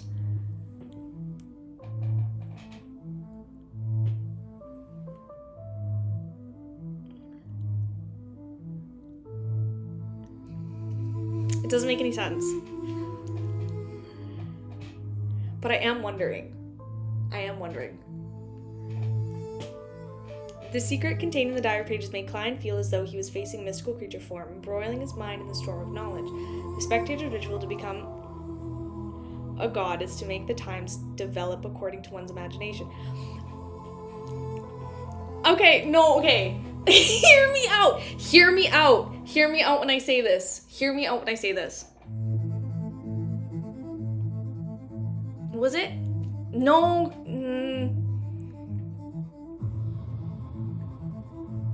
Was Adam the one in the cocoon? Like, is Adam a transmigrator? Is Adam... Is it Adam? Because that's why I was wondering if, like, Adam and Aman were twins. Because I'm like, were they in the cocoon together, maybe? And they're... Okay. Because it's like, to become a sequence 0, you have to shape the world in your image. The world is kind of shaped in the image of our world. But I'm wondering if it's...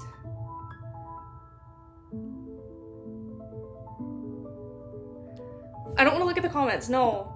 Okay, I'm gonna do this because you guys are about to be so fucking mean. Okay.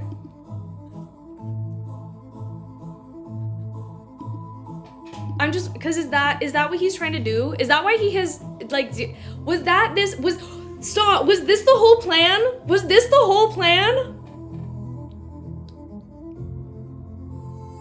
Was this the whole plan? For him to become a sequence 0?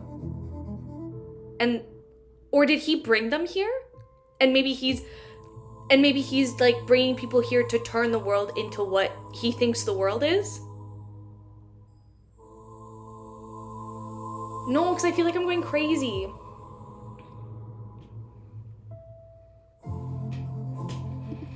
Is it the next sentence? Does the next sentence make me look like a fucking idiot? The spectator becomes a god and makes times according to one's imagination. If that's the case, Adam has been subconsciously preparing for this since the beginning of the fourth epoch. So the secret that King George III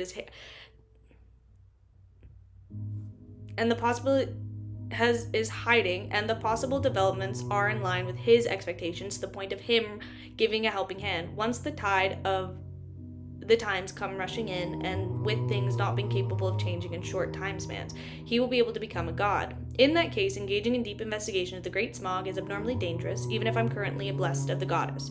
Having an official Beyonder's background and being able to cooperate with the angels anytime, my safety can be guaranteed. After all, the goddess isn't able to descend for quite some time. Amidst his thoughts, Klein suddenly had the intention of cowering back. If this were in the past, he could relax his report on the matter of the Church of Evernight, and even leave Backlund for a vacation. But now, as a blessed of the goddess, he had already promised to seek out Haven Rambus and Saintess of the White Katarina, making it very difficult for him to escape. It was truly a case of you win some, you lose some. Furthermore, Klein didn't know how Adam wished for the times to develop. No, okay.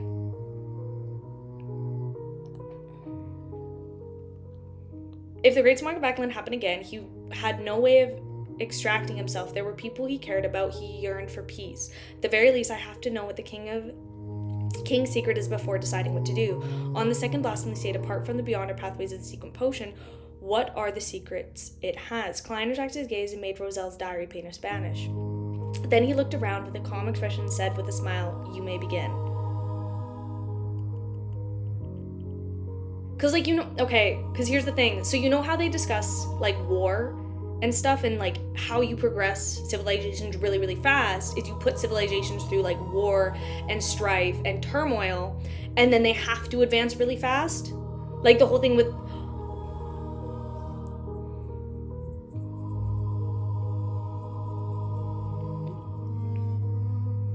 Roselle's diary pages vanished. Then he looked, and "You may begin." At this moment, Audrey didn't hide her curiosity. She raised her hand slightly and asked, "Honorable Mr. Fool, is there any special meaning to the cross behind your hand?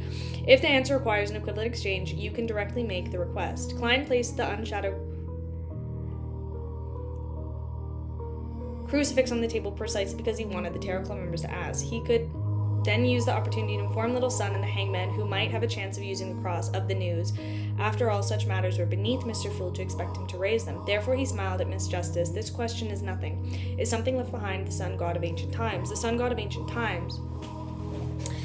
Okay, it's something left behind of the sun god of ancient times. The sun god of ancient times. Ancient sun god. The creator that the City of Silver believes in.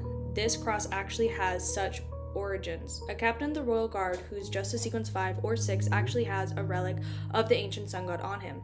Isn't that too much of a coincidence? Forrest couldn't believe her ears when she heard Mr. Fool's answer. At this moment, the Fool Klein mentioned in passing, its level isn't too high, corresponding to the unshadowed. It's the greatest use to eliminate the mental corruption of Beyonder characteristics and help people who have consumed excessive potions to expel the excessive characteristics. It will allow those who do not wish to remain in the mysterious world to return to normalcy. This power is rather fascinating. It's no wonder Mr. World once asked me, if given a chance, will I be willing to completely leave the mysterious world. Audrey felt her curiosity was satisfied. Strange, it really is an item that makes me uncomfortable. Emlyn made a judgment as he looked to the side of the sun. Derek was surprised and delighted, having a feeling that he had a dream fulfilled. His dream was to free all the residents of the City of Silver from the curse and return under the sun. and not constantly suffer the madness, pain, or torture. And if such a dream could be fulfilled with the relic inherited from the ancient sun god, the creator, who the City of Silver believed in, it would truly appear to the destiny and inevitable. He spoke before the hangman. Honorable Mr. Fool, can I find a way to trade for this item? As long as you pay a sufficient price, Klein said with a slight nod. Mr. Fool really is the best, the greatest, Derek praised from the bottom of his heart. As long as a sufficient price is paid. Alger gained inspiration from Miss Messenger rental and notebook and hurriedly asked Honorable Mr. Fool, is it possible to rent the cross for a few day or a few hours for a fixed price? He currently didn't have any plans on renting it. As his wind-blessed potion he digested relatively quickly, he planned on considering the problem of purging the excess characteristics as he consumed the additional ocean songster potion. Yes, the Fool Klein answered simply. It can be rented. The star Leonard had benefited quite significantly from borrowing Lemano's travels previously. After he heard Mr. Fool's answer, he focused seriously, thinking if he had need for the ancient sun god's relic. A few seconds later, he realized that he didn't have such a need. Not only was the sun pathway good against wraiths and spectators, the Evernight pathway was good at it too. Furthermore, when he returned from the Tingen to Backland, he had already obtained the 4 flaring sun charms, planning to give them to Klein, who had provided him with the information, keeping other half for himself. As he purged the excessive beyond characteristics and leaving the mysterious world he didn't need to, he was about to hold the ritual and become a spirit warlock. At that moment, Forrest glanced at Shio in pangs of regret. She wasn't regretting them sacrificing the cross to Mr. Fool, but rather that she didn't attempt to use her powers of Lemano's travels to record the corresponding powers before sacrificing it. Of course, this was mainly because she was rather timid without being able to use an astrologer's means to determine the cross uses and effects. She didn't dare to rashly make attempts. After all, I can still rent it from Mr. Fool in the future. She tried hard to cheer up. Noticing no further requests, the Fool Klein retracted his graces, gesturing the Tarot Club members to begin the transactions and discussions. In fact, the unshadowed crucifix had someone who potently needed it. It was the Fog Sea's strongest hunter, Anderson. The fellow had undergone various experiments and boarded the Golden Dream under Vice Admiral Iceberg's arrangements, doing so in a bid to digest the alien object inside him. There was already a certain level of success, but it wasn't enough to completely eliminate the latent problems. Upon thinking of this, Klein suddenly mumbled, I'll get Donuts to ask later. At this moment, Audrey raised a request for the transaction. Ladies and gentlemen, which one of you has the Dreamcatcher's heart, a mind illusion crystal, or an adult mind dragon's complete brain?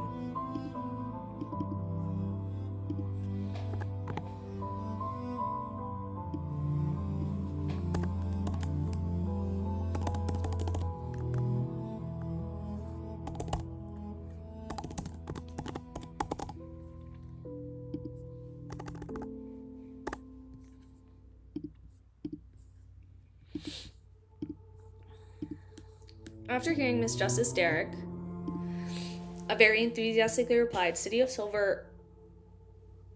Oh my god. There it is. City of Silver Warehouse likely has the complete brain of an adult mind dragon. I'll inform you after confirming it when I return. I know. He originally wanted to say that even if there was a complete brain of an adult mind dragon, it was most likely filled with madness and distorted mental corruption, but after seeing the bronze cross, he felt that this wasn't a problem. That's simple. Audrey's eyes lit up when she heard that. Her depressed mood from last night had brightened up significantly. Indeed, compared to the outside world where dragons are decreasing in number, the City of Silver, which had a history of dating back to the Second Epoch, will likely possess such ingredients. It's mainly because they do not have the higher sequence formula of the spectator pathway, so even with the ingredients, they are a little use.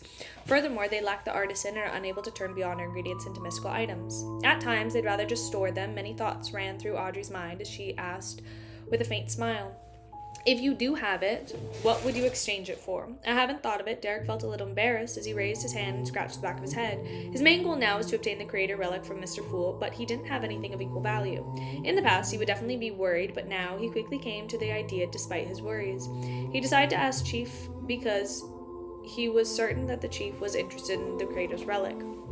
Due to having such thoughts, he really didn't know what payment he needed from Miss Justice. He planned on figuring out the other matters before telling her. All right, confirm it first. It's best if you can check if there's any blood of an adult mind dragon. Audrey didn't press as she nodded gently.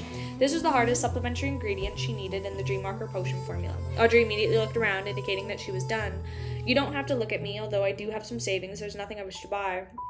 It mainly has to do with the teacher not giving me the Traveler's potion formula. Among the first 5 sequences of Apprentice, 1 Oh, I like to travel the most. I've always been looking forward to heading to different places, and I take in their vistas and delicacies, but thinking of the long journey, the crossroads on crude transportation tools, and the inns where level of hygiene is questionable, I'll definitely be obstructed by all the bulky baggage. After I become a traveler, these won't be a problem.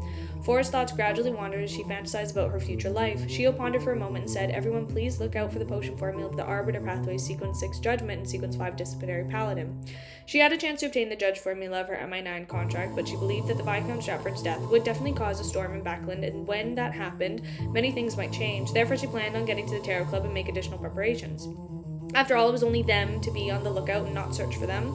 Besides, at Sequence 6 or 5, they would make her quasi-high-ranking member of the MI9, 4 informants of the peripheral to apply for potion formula. There were high probability that she needed to undergo a new round of investigations. This wasn't something she could skip because of the contact who had very friendly to her. To Shio, she was anxious to advance the high sequence beyond her and figure out the secret of the king. She undoubtedly couldn't place her hopes in the military. All right. Alger was the first to reply. Due to the influence of the royal family in the military, the Church of Storms likely had some of the potion formulas of the Arbiter Pathway. Of course, this wasn't something a Sequence 6 captain responsible for acting as a pirate would know. He only had a chance of knowing them after he officially became a Sequence 5 and summoned back to the church was assigned to deal with the more important missions. Following that, Cattleya said the potion formula of the Arbiter Pathway was strictly controlled by the Lowen and Fainer Potter royal families of military. They seldom appear in the wild, however, I can try to help you obtain it, but not able to guarantee you success. Also, if you need it, I can provide you with a Judge Pathway mystical item. After its shattering and reform, it will become a corresponding main ingredient. When she mentioned the word shattering and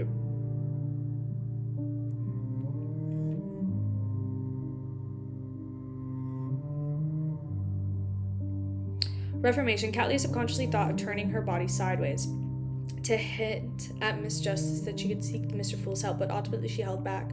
As for the method of obtaining the potion formula, it was actually very simple. It was to take the initiative to listen to the ravings of the hidden sage and accept the knowledge he imbued. In Sequence 4, her level of tolerance of a demigod had undergone a qualitative change. However, the hidden sage was definitely not in existence that lacked intelligence. He could attach negative influences in her knowledge and his ravings and even send his powers down from above, corrupting the listener. Therefore, such actions were still dangerous. Cattleya had the courage to attempt it, not because she was rash and overly confident, but because she was a member of the Mosaic Aztec Order. As an ancient organization that believed in the hidden sage, the Moses Aztec Order upper echelons had gradually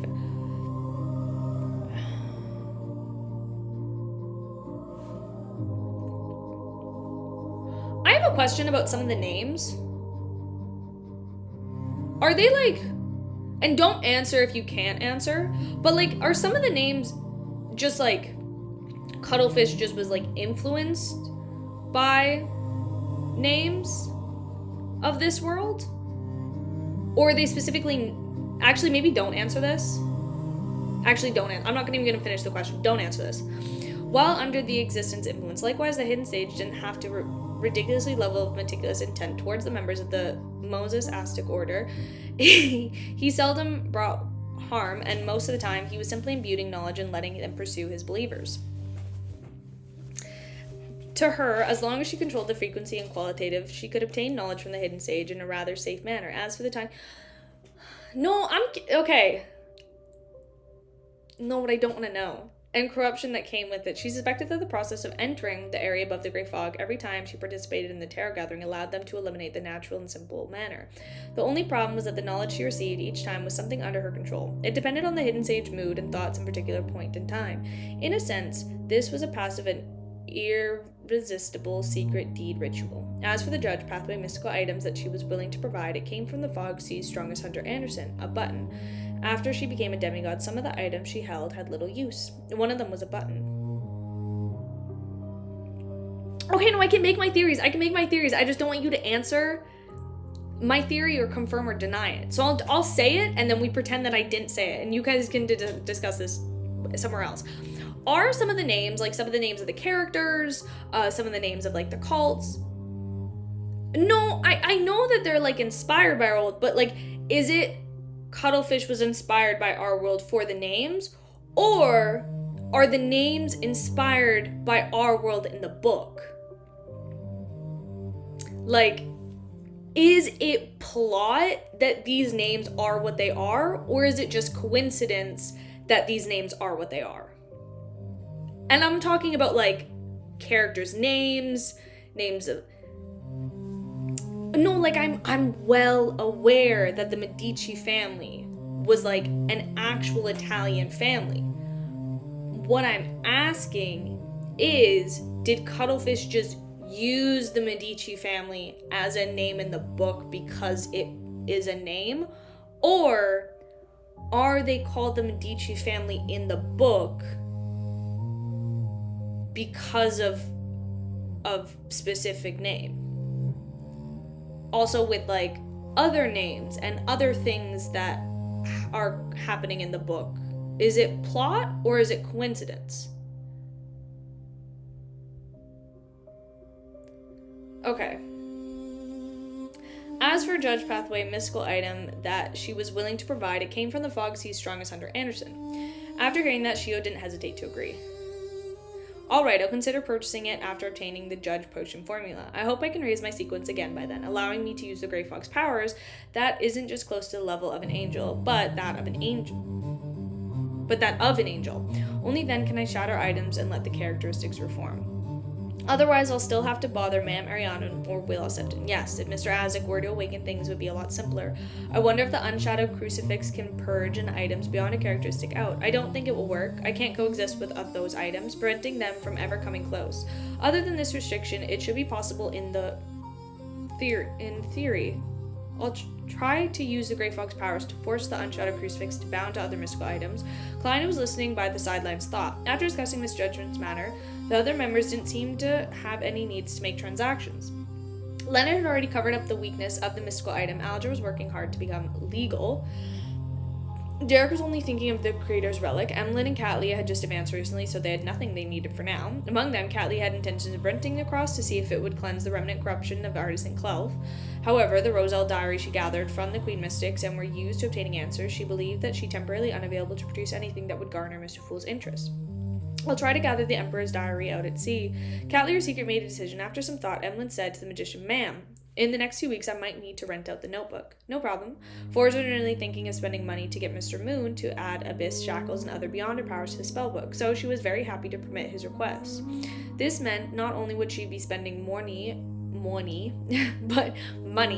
but she would even earn some money. At this thought, she couldn't help but add, "Try not to record full moon. She would be very troubled if the Manus Travel's powers were mainly filled with full moon." While Emlyn nodded in agreement, Alger interrupted as though in thought. "Is the Sanguine's hunting of the key members of the Rose School thought about to begin?" "Yes." Emlyn didn't hide the truth at all. "Once the plan is finalized, I'll get everyone to provide me with suggestions." Money. No problem. The first to answer wasn't the Hangman, but the World Garamond Sparrow.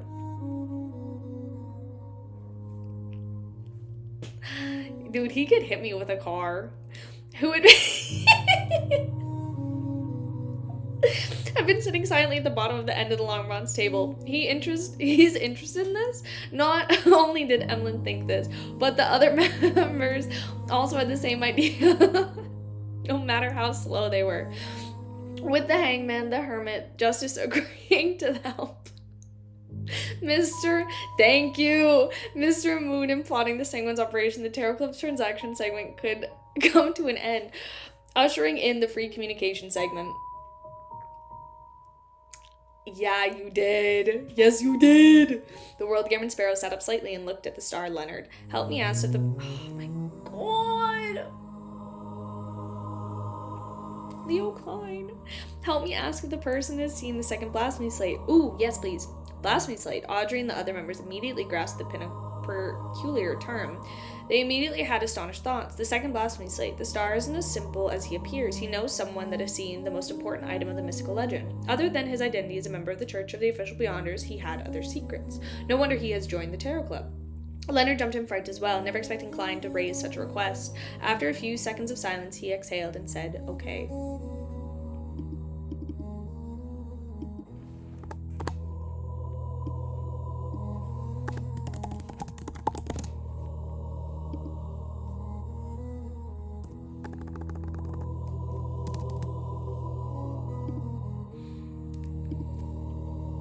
Big head Dara. After answering, Leonard snapped to his senses and grasped the hidden message contained in Klein's request. Does he mean that old man once seen something like the blasphemy slate? Without giving Leonard the chance to think, the World Gammon Sparrow surveyed the area and mentioned something else. The Church of Evernight has confirmed that Lowen King George III hides a particular secret from the intel of receiving from MI9's Deputy Director, Brigadier General Conus Kilgore. He secretly sent people to dig up the Blood Emperor's ruins and concluded that the demoness sect and psychology alchemists. Klein concluded a fake person to describe the matter which he previously told Miss Justice in greater detail. After he was done, he made special mentions. The three churches don't seem to have found enough evidence. With Haven Rambus's disappearance, the matter seems to have calmed on the surface. There is a reason to suspect that there's a traitor among the upper echelon of the three churches. Something so major actually happened in the Backland this week. Klein seems to have obtained information from the church. Why don't I know any of this? As he listened, Leonard shot a look at the World Gammon Sparrow with an odd expression. He temporarily had his thoughts adrift, unsure as to who the red gloves of the Church of Evernight had targeted, who was about to become the high-ranking member of Nurtured. Recalling his past, he seemed to grasp something, but he was unable to fully grasp the spark of inspiration that developed from the idea fully. Shio, who had planned on sharing her encounter with Viscount Strafford and his testimony of the Tarot Club had sought assistance, was stunned to realize that the matter Mr. World was investigating overlapped greatly with her goals. If I had known that would happen, I would have sought Mr. World's help when following Viscount Strafford to the dock area. We might have been able to circumnavigate the restrictions and obtain more clues.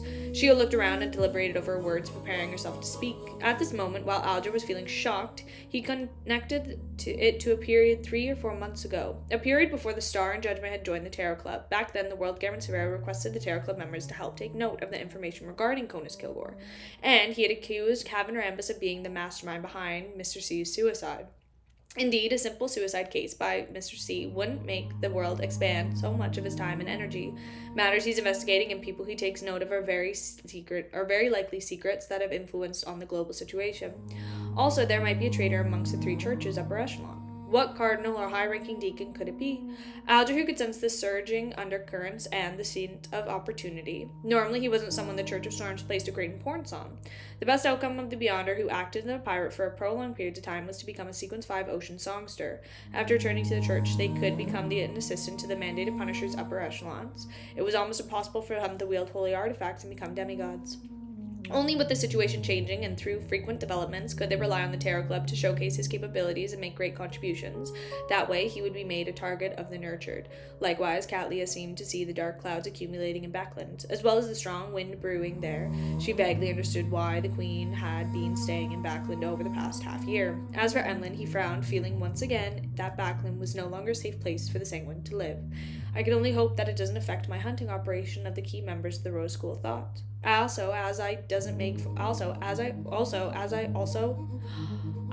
it doesn't make Father and me be that busy like the period after the Great Smog last year. Emlyn's frown deepened upon recalling that episode. He swept his gaze from the corner of his eyes at the sun and discovered that the youth that the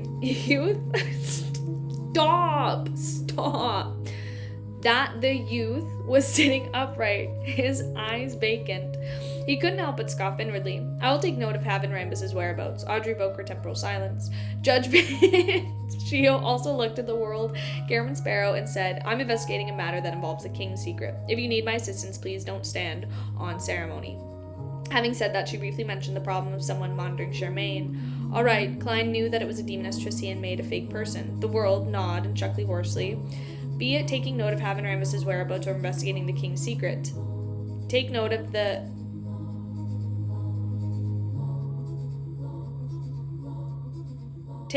matters. Take note of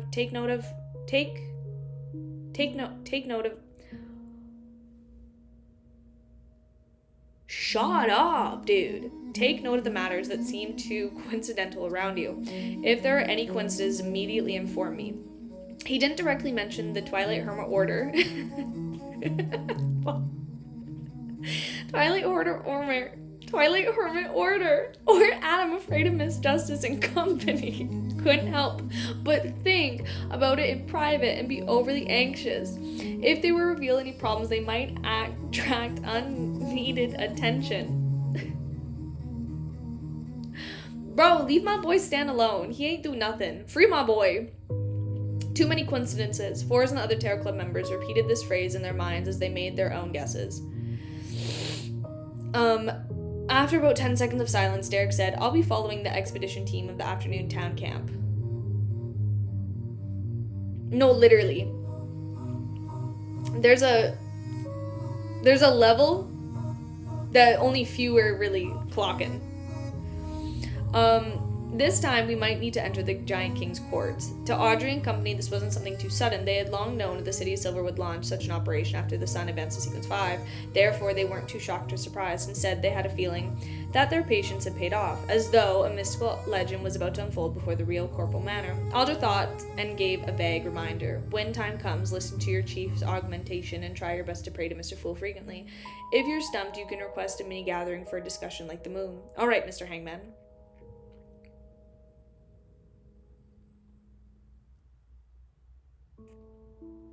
Oh my god, I'm not able to read right now. Derek had no problems with this since those were the things he usually did or thought of doing. After this matter was over, Alger turned to the seat of honor and at the end of the bronze table and reverently said, "Honorable..."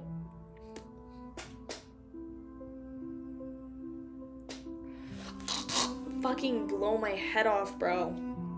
"Honorable Mr. Fool, I have the answer to the matter you wanted me to investigate." Under the other members looking of puzzlement and curiously, he continued, "There were 5 face hacks."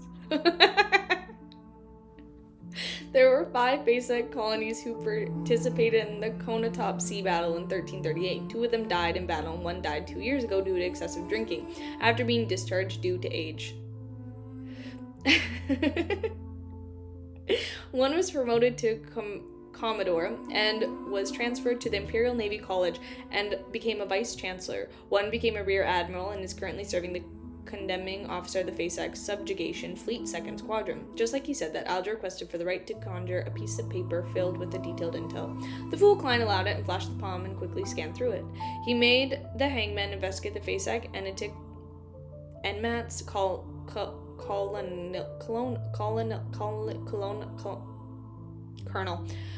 in the 1338 Conatop Sea Battle, mainly to seek out Creeping Hunger's original owner. The naval officer had captured the Enmat's second mate, Andy Hayden, in the sea battle, and grazed him. He was one of the absolute victors, so it was impossible for him to have died in battle. As for subsequent discovery and encounter in the primitive island with the hangman, they made Klein suspect that Conus had been given a glove to the Twilight Hermit Order. Be it the official or periphery member, it's impossible for him to die that easy or die from alcoholism. Of course I can't eliminate the possibility of being silenced. Klein thought quickly and remembered 3 names of the piece of paper. Boris, died 1347, cause of death, excessive drinking. Suzdal, 48 years old, Commodore, Faceac Imperial Navy Colonel, Vice Chancellor. Dmitriev, 45-year-old Rear Admiral, Commanding Officer of Faceac Subjugation Fleet 2nd Squadron. Retracting his gaze, the Fool Klein nodded gently and said to the hangman, "Continue gathering detailed information on the Lanner 3. Figure out everything about their lives." "Yes, Mr. Fool." Alger agreed without hesitation. This was an opportunity for him after the mission was complete, he could attempt to request to borrow the cross. After another round of exchange, this week's terror gathering came to an end. Leonard then returned to the real world. Sitting on the sofa table, he hesitated for a moment before placing his feet on the coffee table. Then he asked with a suppressed voice, "Old man, have you been seeing the second blasphemy slate before?" In his mind, Palazora's slight aged voice sounded. "No, the one who saw the blasphemy slate was my great-grandfather, who mentioned this." Leonard didn't answer Palazora's question, as though it's resonated in his mind. The blasphemy slate really exists. Old man's great-grandfather seen the second blasphemy slate. No wonder he could become an angel. After a few seconds, Leonard asked curiously and expectantly, "Old man, do you know the potion formula for Night Watcher?" Palazoras immediately scoffed. "Native. According to my great-grandfather, it was urgent situation to the limited opportunity. The blasphemy slate could disappear at any moment. Any smart person will know the grasp the complete beyond pathway before looking at the wrist. In addition, the knowledge of the blasphemy slate appeared in its essence and not in contextual form.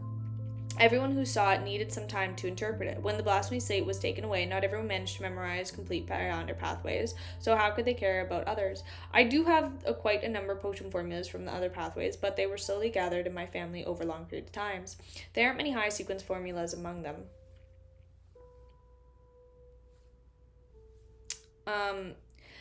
Is that so? Leonard chuckled dryly and asked, who took the second blasphemy slate away? Palazaurus fell silent for a second, for if my great-grandfather's description isn't wrong, that should be the king of angels, Adam!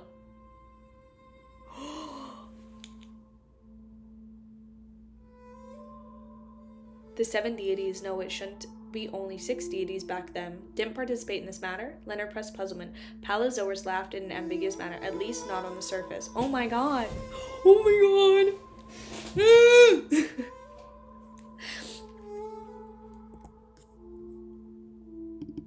I love how the next chapter's title is Hope, when we've kind of just taken away that consistently.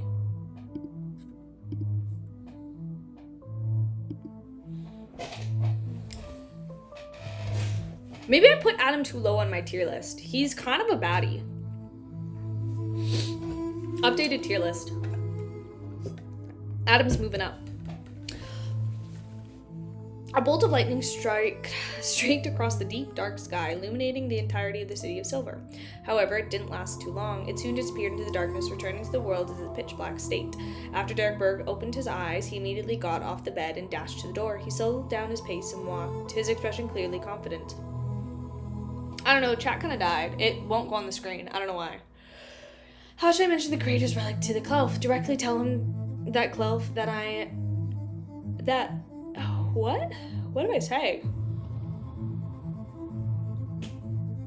What am I saying right now? Directly tell Clelf that...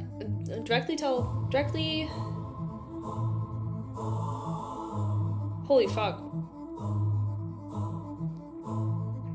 Directly tell Clelf that an item...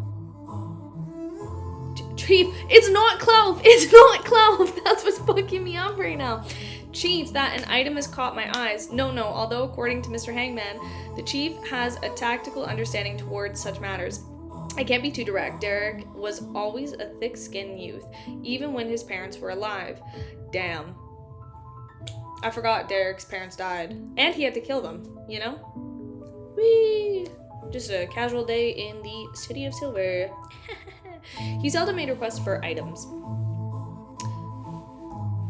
Seeing children who were skipping about and adults wearing black, fat-faced grass amulets and rings while hearing their discussions and singing. Derek's heart calmed down as his footsteps grew firmer. Coming to the spirit of the Twin Towers, he passed the message and met the chief at the 6-member council. Dude, Hope died with Derek's parents. In a particular room at the top of the tower, the demon hunter was messy, grizzled as always, having not put effort into combing it. The wrinkles on his face were rather deep, leaving behind either deep or disordered old scars. His light blue eyes were deep in the experience as though they could see through a person. After Derek saluted him, he nodded and said, "How's your grasp of the Priest of Light potion?" This was referring to the spiritual conversions and the corresponding familiarity with the various theurgical spells. Derek answered in a frank manner, almost grasped it. Yes, there's no rush. There's other members of the expedition team that have yet to make preparations. They still need a certain amount of time, just like Lovia. She gathered her searching for the ingredients needed to her advancement. Calling Iliad gave a casual mention. Indeed, Elder Lovia will also participate in the expedition of the Giant King's court. She's trying to become a demigod. Derek was taken aback as he asked without hiding anything. Elder Lovia has a subsequent potion formula. This was the problem that had plagued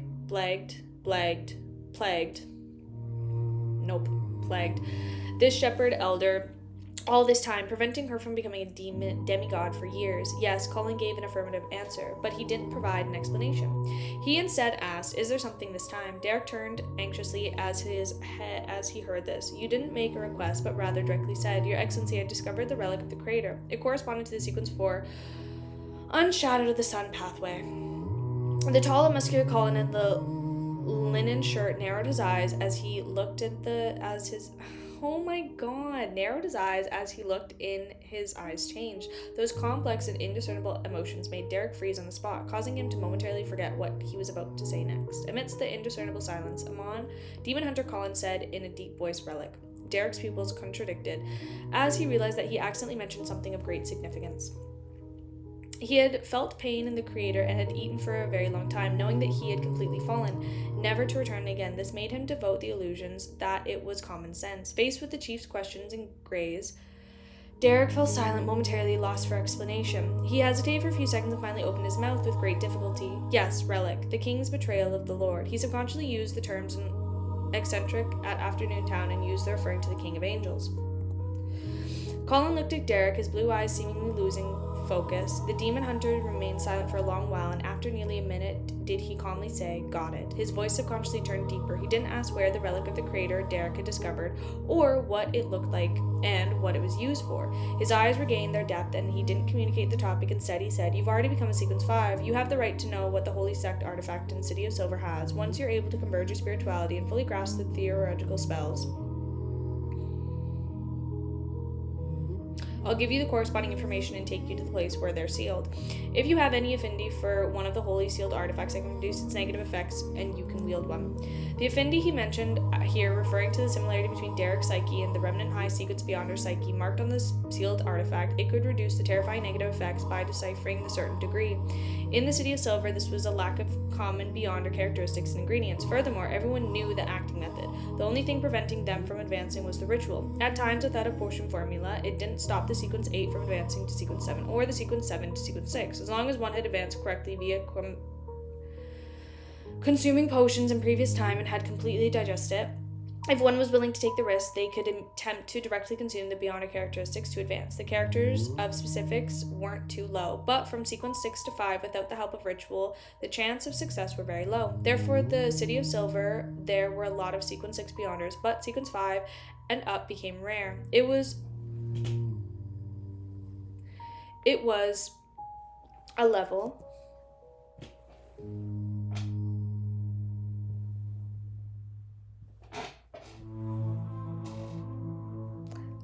level that earned serious considerations. Why did Chief suddenly mention this? He means that I can choose the Holy Sealed artifact to exchange the Creator's relic. I haven't even mentioned this yet. Yes, I'll have to offer the information to Mr. Fool and see which item will please him. Derek was stunned for a moment before he came to the realization. No, can you not right now? Because I literally heard... It literally sounded like footsteps outside of my...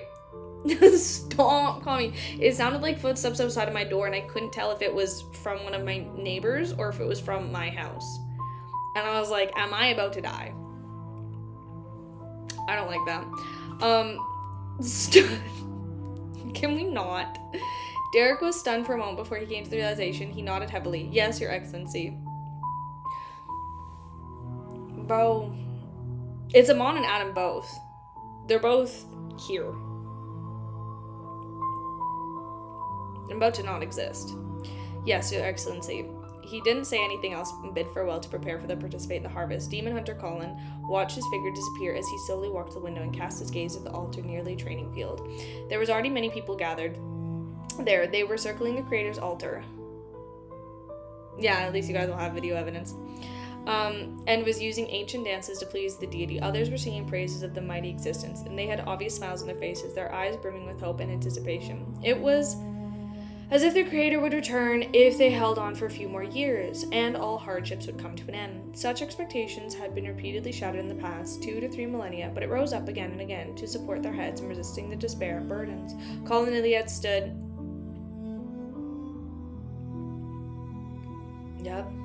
window and watched intently. Backland, Boakland Street. After turning from above the grey fog to the real world, Klein's heart felt heavy. Emperor Roselle's diary pages allowed him to understand the secrets of the Spectator. He understood how dangerous it would be for him to continue investigating the king.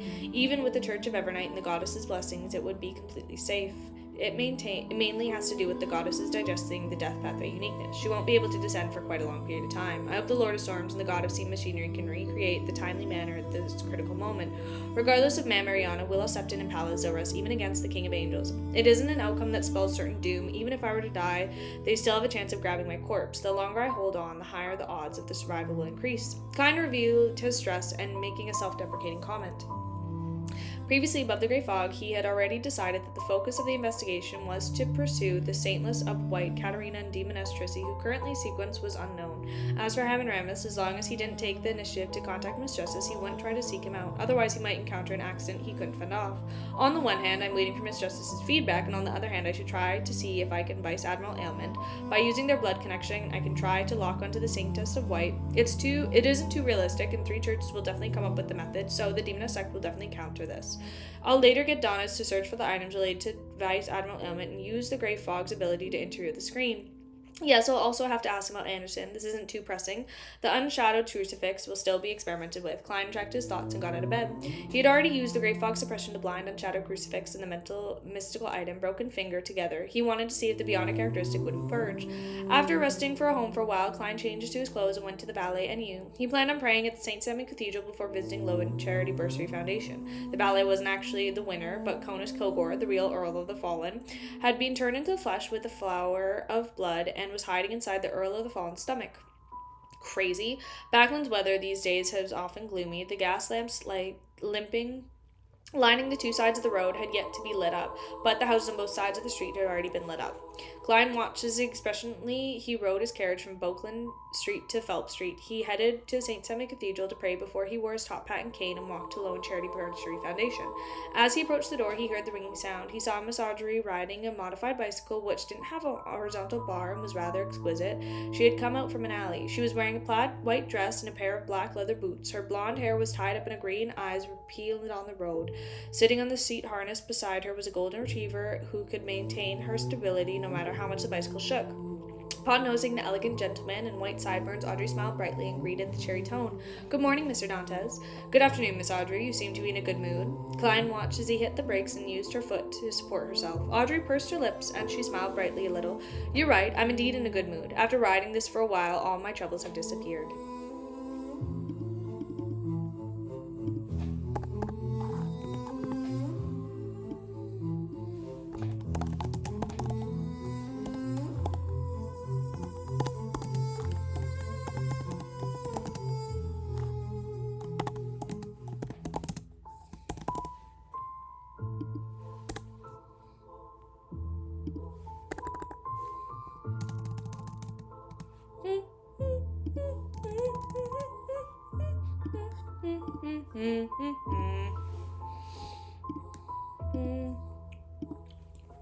Not bad. A spectator's ability to adjust their own emotions are rather impressive. Klein commented inwardly as he... No, I think it's my neighbor.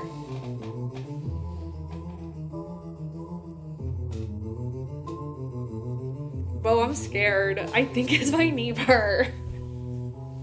Not bad. A spectator ability to adjust their own emotions are rather impressive. Klein commented inwardly as he looked at the golden retriever on the back seat of the bicycle. He then sized up the bicycle.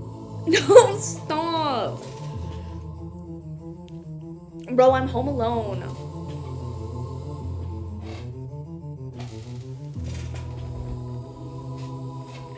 Klein commented inwardly as he looked at the golden retriever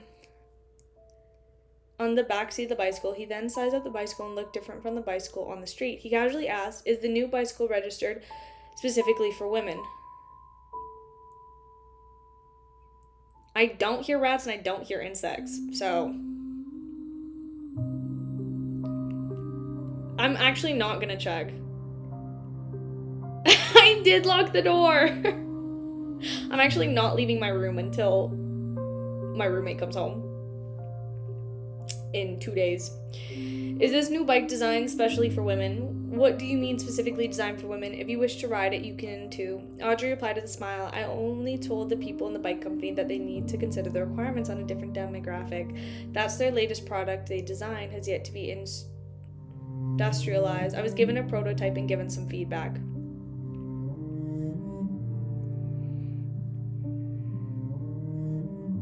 Read. "An excellent idea." Klein praised the smile before asking thoughtfully, "Do you know the owner of the Backlund bike?" company. Audrey's eyes narrowed a little as she answered, "Of course, I'm one of the major shareholders of the Backlund Bike Company." Major shareholder? I almost forgot about that. She ultimately succeeded. Klein seemed to understand something as the corners of his lips curled and slightly as he shook his head in a self-deprecating manner. "I see. My imagination still isn't good enough. How is it? How does it feel after riding it?" Audrey held the bicycle handles and darted her eyes around slightly, recalling as she said, "It's great. I'm very suitable for women." Oh my god, no, she's gonna walk in with a monocle? That's terrifying. I feel like if I wore a monocle right now, I'd probably be, like, more safe. Because here's the thing. He walks in with a monocle. I'm already wearing a monocle. Double monocle. Monocle off. Who wore it better? You guys get to decide. Put in your votes now. Audrey smiled and continued, "To me, it can help me adjust my mood and relative stress. It's like riding a horse, however, that requires special equipment, and I have to do it at the horse ranch in the suburbs. It is impossible to get the horse to gallop at full speed, at home or on the street. It lacks the feeling, but the bicycles don't have a problem. I can even head into the alley, which horse carriages can enter. It allows me to take a different sight. Just now I rode past the house and saw their garden blooming with flowers. It made me feel especially happy. Oh, when I encounter other people on bicycles, I feel very happy too. They work hard to live, carrying the little bit of hope. Although they're busy and in a rush, they don't appear listless. All right, don't laugh at me. I know you want to say that those who can afford bicycles are definitely not those at the lowest rungs of society. I'm just happy for them. I hope that one day I can ride through every street in Backlund." Klein listened quietly as his mood improved. With Miss Justice's description, it seemed possible for the scene to appear in front of him. And this was a trivial change as he brought to the world. He laughed and said, "No, I have no way of refuting it. It sounds very interesting. This is what I wish to see in Backlund, the more the merrier. I originally had doubts about certain things, but now I seem to have fewer doubts." With this said, he pointed at 22 Phelps Street, the Low and Charity Bursary Foundation door. "Let's go in. It looks like it's going to rain soon." "All right, I'll park the bike."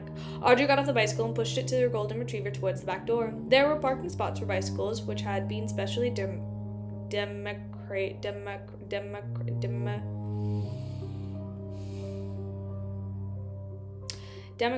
It was indoors so that there was no need to be afraid of the rain. In the organizations like the Low and Holy. Learn to read. Low and Charity Bursary Foundation, more and more of the staff who often needed to travel deep into the East Borough were beginning to ride bikes. Of course, none of them dared to venture too deeply into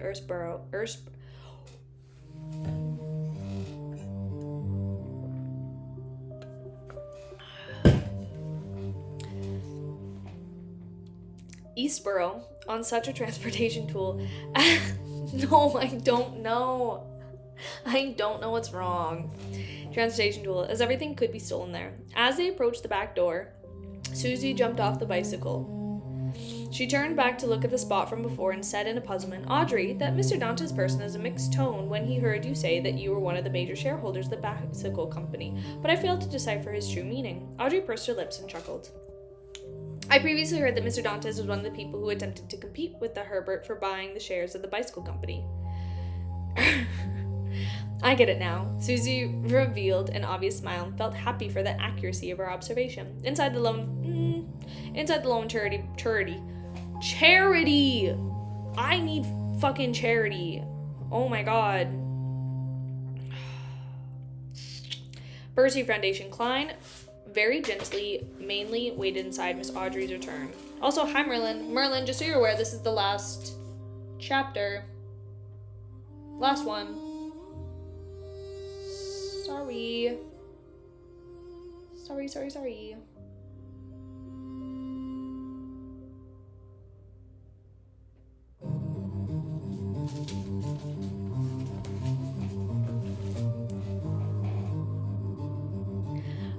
Inside the Low and Charity Bursary Foundation, Klein very gently, mainly... It's not the last one. Wait until Miss Audrey returned with her beyond her dog and followed. It's only going to be 3 hours, though, because I did have to start an hour later. So I'm only going till 10. If you are upset, talk to Wiz, not me. But also, I didn't want to cut into Wiz's stream time, so that's super fair. So we're only going to be able to do it for 3. At this moment, the staff came forward and said to Audrey... Oh, thank you. I will read. I will read. Wiz didn't stream? Pause. I have beef now. I was gonna start at 6. Wiz said, don't cut into my stream time. So I said, okay, I'll start at 7.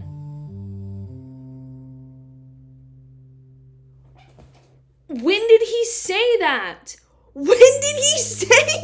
Bro? All I saw was that that's the reason I started at 7. Why did nobody tell me that he wasn't actually streaming today? No, of course I didn't check. I was just on Discord for a little bit. Bro. After I left the chat. Don't tell Dara I'm not streaming so I can No, literally. I was gonna start at 6 and be able to do 4 hours because I was gonna go from 6 till 10. I'm actually so pissed right now. No. Number 1 op is Wiz. Here's the thing. I put him not at the bottom of the tier list. Wiz is bottom barrel of the tier list. I didn't see it.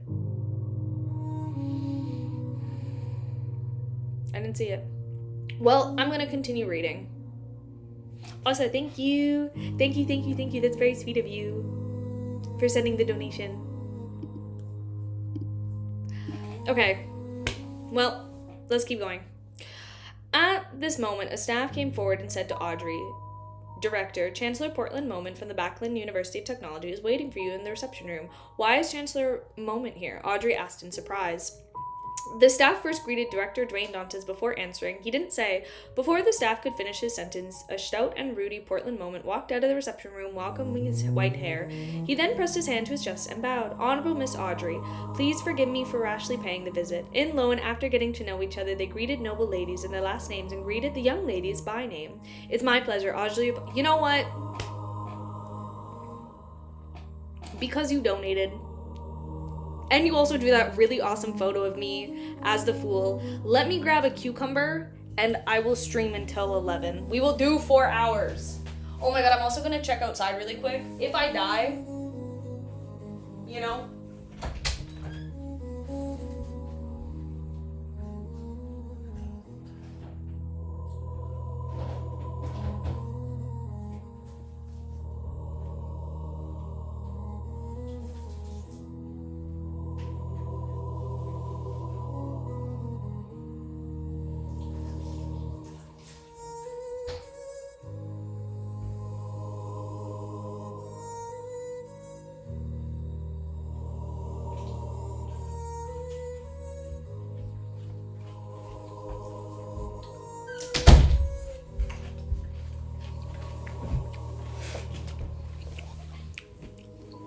I didn't die.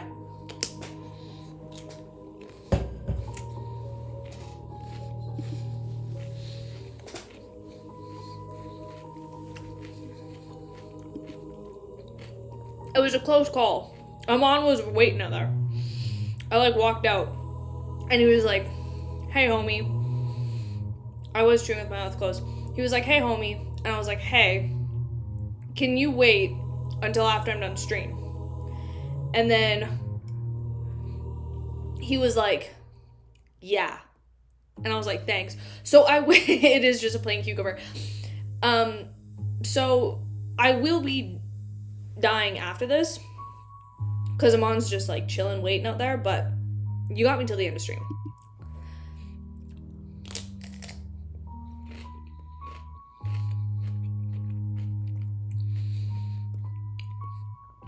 Dude, my favorite snack is just raw cucumbers and also just raw celery. It's so good.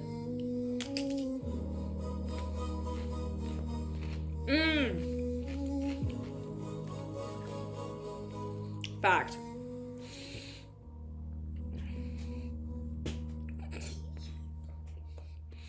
Okay. Bro, I love raw celery. It's so yummy.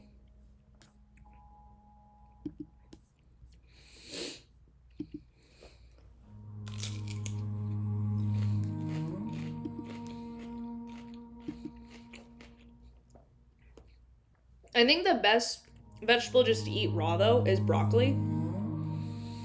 You know? Carrots are really good, too. But there's, cauliflower.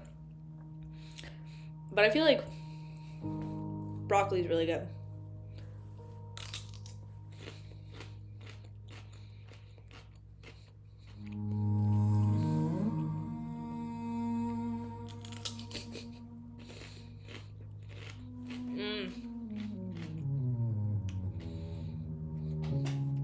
Tomatoes are really good.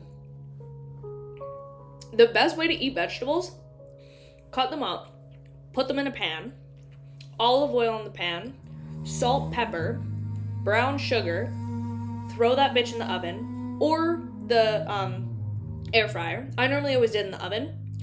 And then they're like perfectly charred and cooked, and they have like a little bit of sweetness to it from the brown sugar, but don't put a lot of brown sugar because then it kind of gets gross. And then eat it, and it's so good.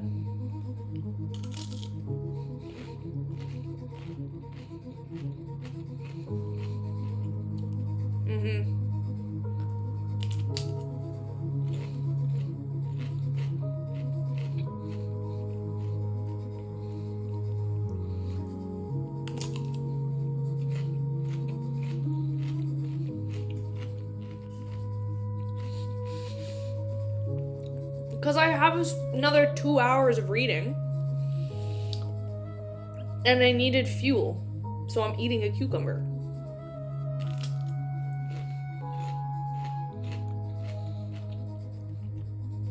If you couldn't tell, I'm going to take a quick 5-minute break.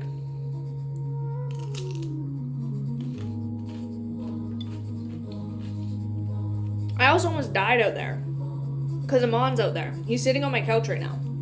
I gave him one of my Mafia books to read. He's really enjoying it. I kind of knew he was like a dark romance girly, but he's reading that right now. Just kind of waiting for me.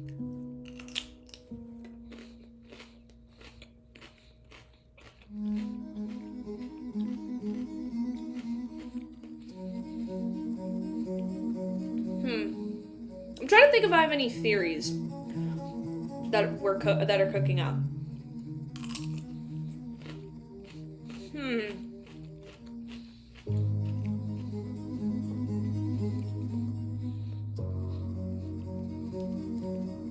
Oh, my favorite fruit?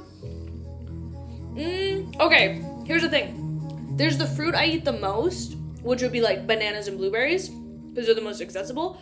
But the best fruit is probably mango.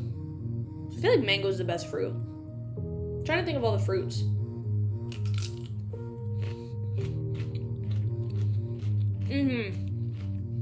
I feel like I'm almost on my cucumber, and then we continue reading.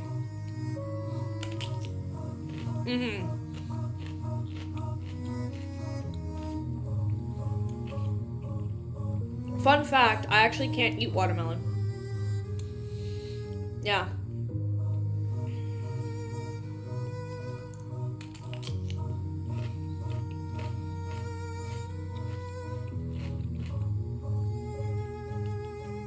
Yeah. I actually can't really eat mango too. But I do sometimes. I'm actually really restricted on the fruits that I can eat because they have a lot of gluten and they're really high fructose. And I can't eat it.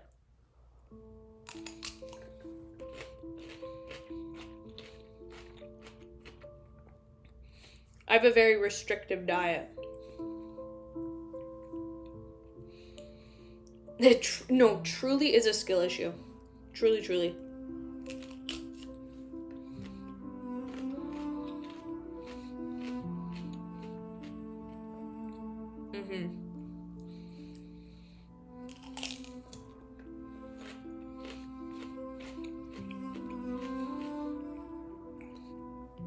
Okay, I'll take my last bite.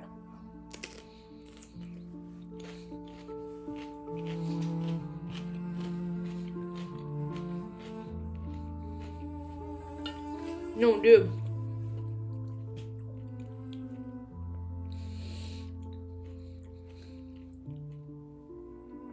I truly do. I'm missing 2 feet of my small intestine. And I don't have a belly button. Anyway, And lo, and after getting to know each other, they greeted noble ladies by their last name and greeted young ladies by their name. It's my pleasure, Audrey replied politely. Portland Moment was a chancellor who paid more attention to academics. Without any future fraternity or pleasantries, he bluntly said with a smile, "This is the thing. I wish to add a mechanical... No belly button. It's just a big scar. Invented to promote various mechanical technologies that aid businesses in daily life. I wonder if you're invested in donating or investing in them. Dwayne, how about you? Do you have any thoughts of working together? Don't worry, I'll definitely get a grant from the Higher Education Commission. It's a very good idea, but Backlund and the entire kingdom might be falling into a maelstrom afterwards." Klein was a little dazed after hearing Principal Moment's words. Audrey nodded slightly and said with a smile, "It sounds interesting, but I need to see more information. This is responsibility for myself and responsibility towards you."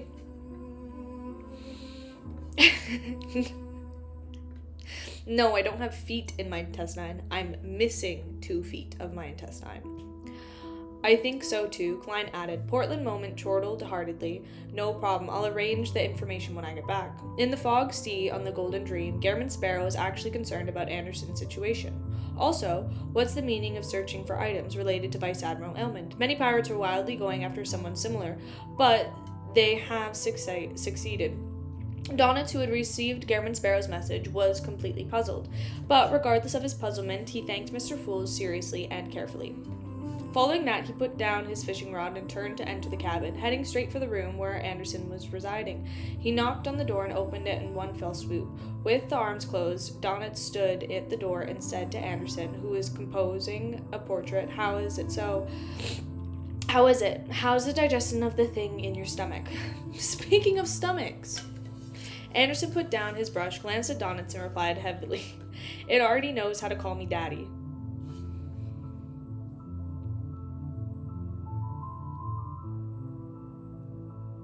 Donitz subconsciously took 2 steps back. Anderson immediately returned to his relaxed state as he said with a smile, "Just joking, it's not bad. Your captain has ideas and the drive. Anderson Mpreg. The only problem is that we've met the failure too many times. The object in my stomach has been isolated. It won't affect me for very long." As he spoke, he rubbed his belly. Donitz pricked up his brows. And, you know what? I feel like if any of the characters would be a great candidate for Mpreg, it's Anderson. Because here's the thing. You think it would be Donitz. But no, I feel like Anderson would be the best Mpreg. You know? You see the vision? I feel like he would also be a great dad. Donitz pricked up his brows and curiously asked. There was originally some sort of effect. Anderson sized up Donitz a few times. "You should have heard that some bionic characteristics or potions will seep into the items as they're prolonged in contact with them and transformed them into sealed artifacts that are difficult to use. However, a human's body is just a relatively special item. At times, I really do suspect that you obtained beyond our powers through contact with potions and through consumption. That's why your brain has rotted." In the past, Donitz would definitely be furious, but now all he did was chuckle. In other words, if you don't isolate it, the thing in your stomach will gradually fuse and reconstruct your body, including your brain. Anderson was amused when he heard that. "Very good. Continue. Don't stop. I think you can attempt to advance to Sequence 6. Yes, you're usually very skilled at setting up fires." Donitz replied disdainfully, "I'm only lacking in the ingredients." Thinking of Gairman Sparrow's instructions, he pressed unwillingly. How is the matter supposed to be dealt with after its isolation? Anderson stroked the first button of his shirt and chuckled. 2 possibilities. One is to seek the help of a demigod, such as an unshadowed, allowing the object to seep out bit by bit. In the aspect, your captain knows someone who can do it. The only problem is that the bionic characteristic might be purged with the purging that object. It will drop my sequence and even turn me into an ordinary person. The second line of thought is to think of a way to obtain the iron-blooded knight potion formula. Prepare for the corresponding ritual and supplementary ingredients and see if there's a way to accommodate the object and use it to become a demigod. That sounds very dangerous. Donitz gave an objective assessment and second line of thought. Anderson's smile became more obvious. Indeed, this is very dangerous. I don't even know if it will work. But don't think that it's interesting to have such a challenging task. At least it's more consistent with the aesthetic judgment than the first method. Downitz shook his head seriously and said no. Following that, he asked in a provocation and probing manner, "Don't you have a large inheritance? No wealth? I can bring back your ashes." Anderson wasn't annoyed at it as he solemnly nodded. "When the time comes, you can consider eating my ashes directly." Okay. Why isn't it possible to provoke this guy at all? The corners of Donovan's mouth twitched as he decided to give up. He wanted to seek the captain and ask how he obtained matters related to Vice Admiral Aylman. Late at night at 160 Bolton Street, just as Klein was about to sleep, he saw Miss Messenger walk out while holding 4 blonde, red-eyed heads in hand. One of them bit on the thin envelope and letter stuffed in it. Who's it from? Klein asked out of habit and extended his hand to receive it. Renette Tinker's forehead spoke one after another. Sharon, who doesn't like nicknames.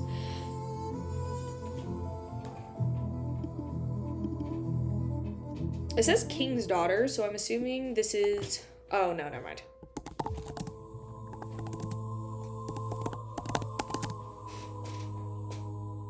I accidentally had the cap locks on, but honestly, I kind of fuck with it.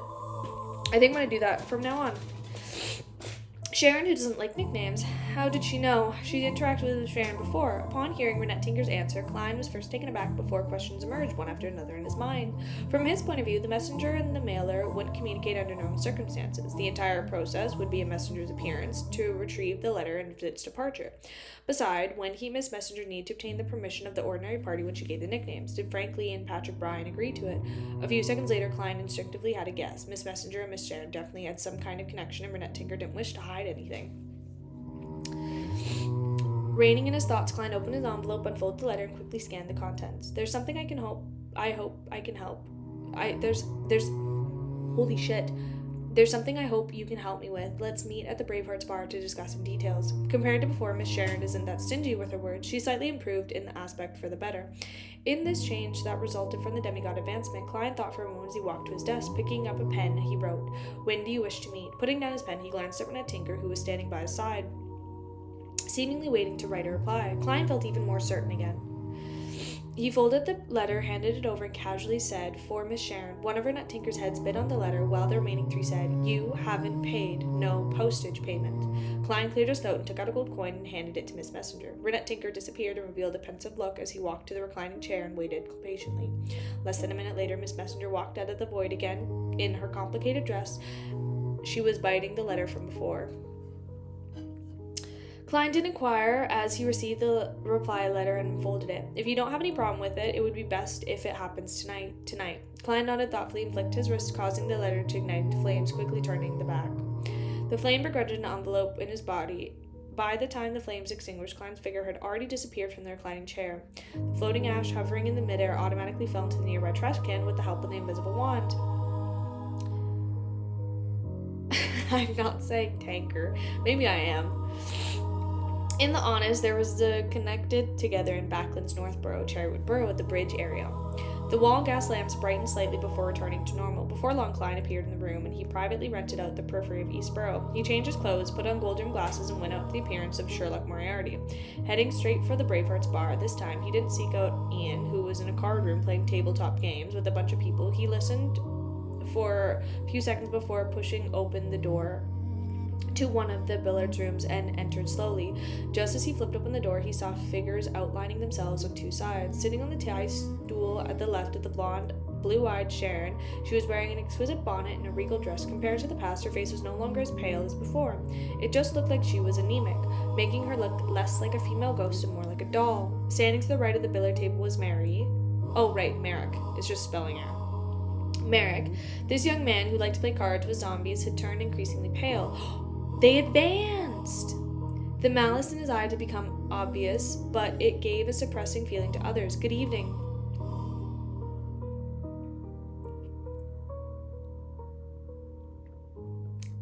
I am. What can I say? Good evening, Mr. Detective. Sharon's body seemed to float up weightlessly as she seemed seriously bowed. Merrick did the same. At that moment, the billiard room seemed to be filled with paranormal events. Klein casually pulled a high stool chair and sat down. He chuckled and said, "What is it this time?" "I'm very sorry to trouble you again." Sharon bowed again. Merrick quickly said, "We made an agreement for a cooperation effort with the Sanguine to deal with the key members of the Rose School Thought and Backland. We will definitely carry out the bulk of it ourselves. It will include how we lure them out, how we ambush them, and how we attack will happen. We just hope that you watch the entire process by the side and aid in our escape when the accident happens. If you want anything, just mention it. We can discuss it. And is it to say I'm a contingency to prevent any accidents? What if that fellow Emlyn also enlists the world to secretly help when this happens? They would have 2 demigods in their contingency plans. I think that might work. I can be Sherlock Moriarty while letting Conus Kilgore be Garamond Sparrow." Klein considered a few seconds without immediately agreeing. Instead, he said, "Let me ask a few questions." Merrick glanced at Sharon and nodded. "Okay." Klein looked at Sharon, who was sitting on the high stool like a doll. "The Tudun sees the second mummy we previously obtained was the preparation for you to advance to Ticket's 4 puppet, and you've already become a demigod. This was something he had previously learned about the conversation and letter exchange. His main goal was to make a confirmation and start with the subsequent topic." Sharon quickly looked back at him and said with an ethereal and inhuman voice, "Yes." Klein nodded slightly and directly asked, "What's your relationship with Renette Tinker?" Sharon's blue eyes darted about almost indiscernibly as she said, "She is my teacher." Teacher, she. Although Klein already had some guesses, he nearly drew a gasp. He felt his head aching. In the blink of an eye, though his expression remained the same, countless thoughts were bubbling in his mind. Miss Messenger was originally an angel. I'm actually using an angel as a messenger. Isn't that too exaggerated? She is even Miss Sharon's teacher. It probably wasn't that simple when she requested to be my messenger. From the looks of it... Oh my god, my eye. From the looks of it, she definitely isn't on the same side as the Mother Tree of Desire. Miss Messenger signed off the contract with me because the Mother Tree of Desire was bidding me know that she is bound to my enemy. It's no wonder Miss Sharon is able to obtain the puppet potion formula and the corresponding ingredients with the help of her teacher. As this thoughts raced, Klein decided to ask another question. He wanted to use the process of Miss Sharon's or Merrick's reply to calm his emotions. He deliberately said, "What's the exact situation?" This time it was still Sharon replying. Compared to the horror mechanical dolls, she appeared more lifeless, as she calmly said. Early in the 5th epoch, death perished. There was resistance stirring against the Balam Empire in the places like the Southern Continent, Star Highlands, and Palace Valley. During the process, the Chained God appeared, and the Rose School of Thought was born. My teacher was originally the daughter of the ruler of the local highlands, and she later became the blessed of the Chained God.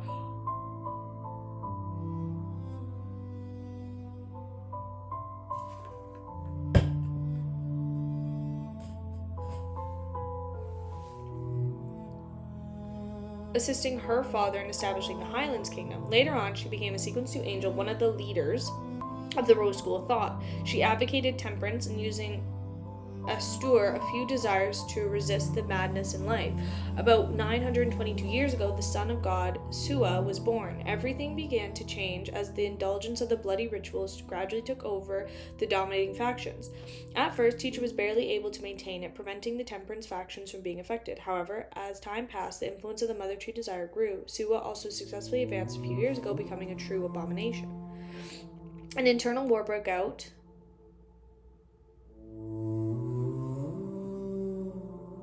Teacher protected us as we escaped from the Highlands Valley and Grasslands. I watched her fall under the siege of Sua and the other high-ranking members. However, she didn't completely die because of the prior preparation. She resurrected in special state in the spirit world and now yearns to complete her body. Is that so? In other words, Miss Messenger is currently in essence an angel without a corresponding powers. She is in a weakened state. It's no wonder she was able to easily deal with the Rose School of Thought demigod, Shanks. Wait, although there are many angels cooperating with me, why are all of them incomplete or weak? Apart from Mariana, all of them are in such states. Mr. Azek, Pallas Zoras, Willa Septon, Miss Messenger. Is there a problem with my title as the Fool? Are they all waiting for me to give them charms corresponding to Scholar of Yore? Klein came to the realization as he felt rather poignant. He didn't ask why Renette Tinker still desired money, as he thought for a moment before saying, "Miss Sharon, the Rose School of Thought definitely has no lack of puppet potion formula after you obtain the Tudunese second mummy." They would likely view you as a demigod. In addition, Ma'am Renette Tinker had once appeared before the Rose School of Thought demigod and engaged in the battle with them. This also means that the Rose School of Thought definitely knows that she is alive, and they would not be prepared against her. And your relationship as master and disciple with her is no secret to them. In such a situation, isn't it a little too naive to use yourself and Merrick as bait to fish out a key member of the Rose School of Thought in Backlit? Do you think they will only send 1 or 2 demigods to deal with you? Up to what degree of help can the Sanguine provide? Also, I previously mentioned that due to one of my identities, that the Mother Tree of Desire placed a great deal of importance on me. Even Abomination Sua was sent to attack me, and your teacher cooperation with me is something that is very similar of. Summarizing all these points, if you and Merrick appear, the kind of assault you would invite is unpredictable. Having said that, Klein's expression turned serious, and he asked, "Do you wish to cause a divine descent in Backlund?" The entire ability room instantly turned abnormally quiet, but there weren't any changes to Sharon's expression. Okay.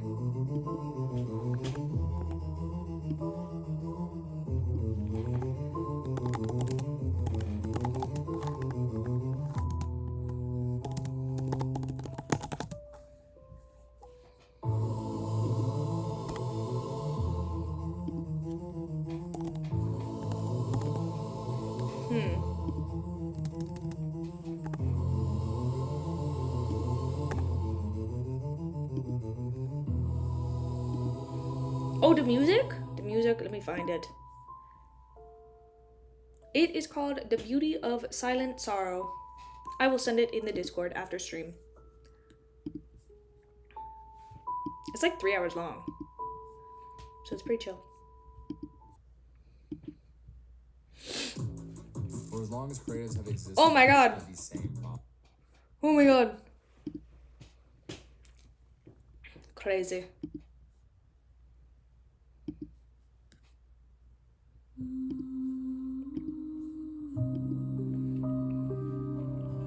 There was supposed to be no... I even have an ad blocker on. That was shocking.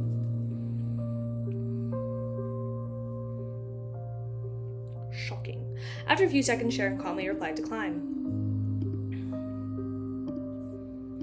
It's not bait, but a ploy to lure them out. Just as Klein was about to ask what the difference was, Merrick explained in detail. Back when we were pursued by the Rose School of Thought, we discovered that we had quite a number of members in Backland. However, due to our lack of strength and our fear of traps, as well as not attract the attention of church, we didn't take any actions against them. This time we plan on attacking one of the more important ones. We'll deliberately miss out on some, allowing the hidden ones to secretly escape and pass the information to the Rose School of Thought's person in charge in Backland.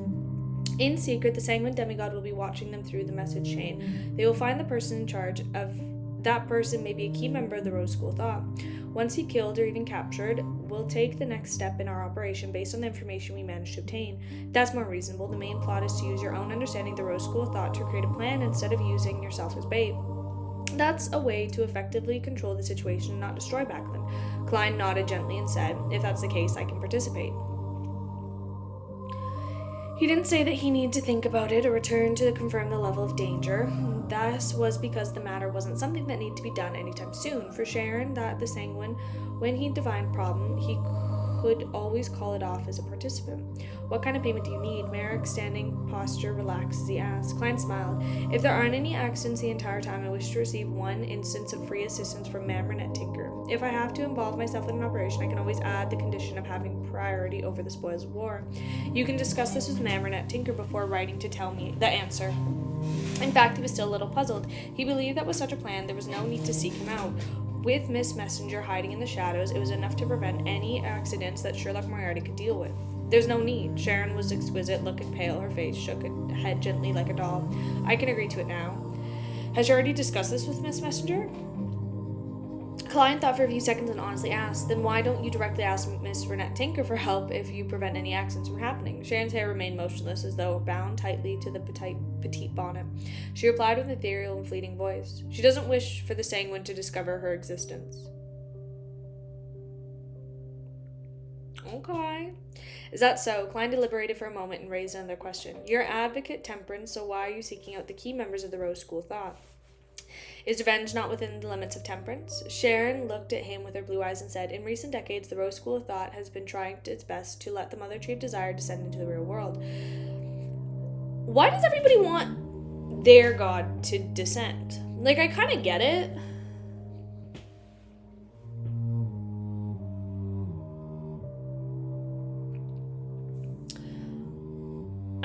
Here's the thing, I'm still just wondering what the end goal is for, like, this.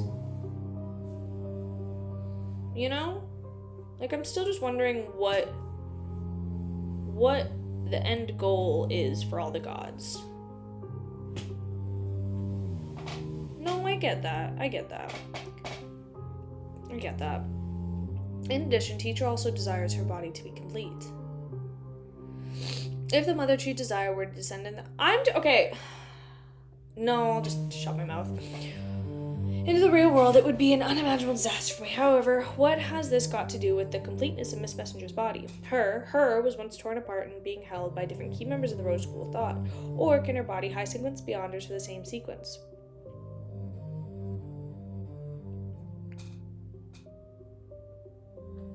And the characteristics be made into a part of her. Through some ritual, Klein mumbled inwardly and probed. Is abomination sequence 1 of the mutant pathway? Then what is sequence 2 and sequence 3? When he asked Miss Sharon the first question before, but he had only received a vague answer. Sharon answered without any hesitation. She didn't speak too fast, but her voice remained ethereal and human. I wasn't too sure about it in the past. Now I can confirm that sequence 1 is abomination, 2 is ancient bane, 3 is cursed artifact, but I now know as disciple of silence. But is now known as disciple of silence. Does that mean that you weren't certain when you asked the last time? That is to say, when you summoned Miss Messenger, reunite with her, you managed to learn more secrets. Klein nodded in enlightenment. I have no more questions. After confirming the time from the operation, write to me. Thank you.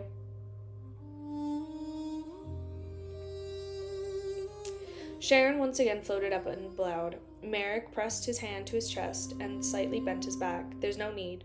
Klein stood up from the high stool and wore his top hat with a smile.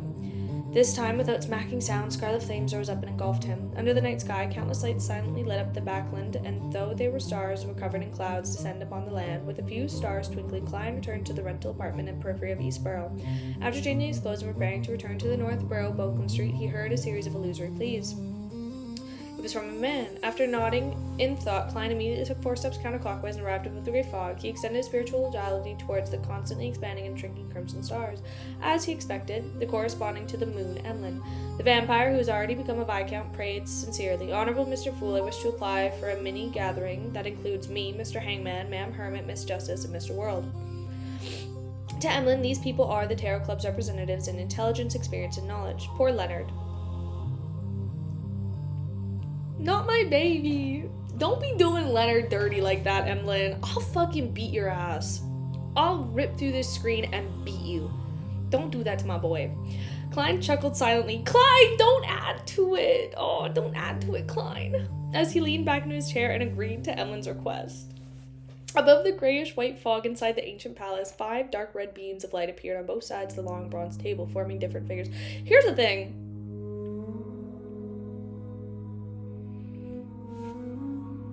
I'm about to say something that's really out of character.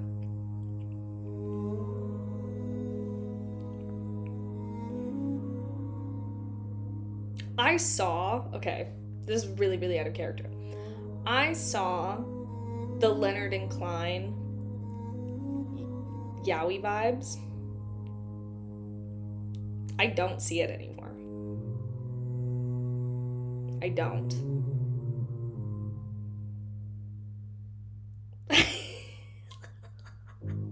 I saw it for so long. And recently, I don't see it.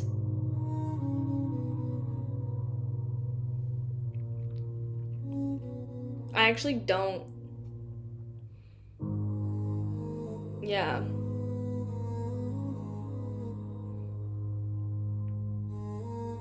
Yeah. I'm like a little upset with that one. And I really hope it comes back. Because here's the thing. I love the idea of Leonard and Klein. Like Leo Klein forever. I love the idea. I don't see any. Oh my god.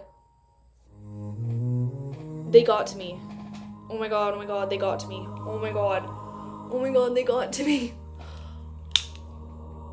I don't see any. I don't see any. I don't see any.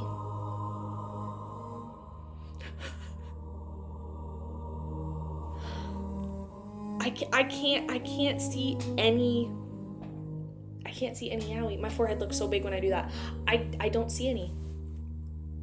No, I feel brainwashed. I feel, you know how like super right-wing Republicans are like, oh, they're trying to brainwash our kids into being gay and making gay okay, which it is, but they're always like, oh, blah, blah, blah, they're getting brainwashed. I feel like I'm getting brainwashed.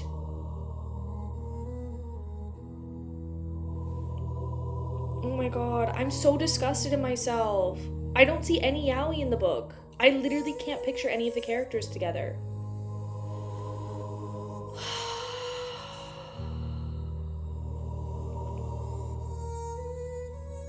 I hate this. I hate this so much.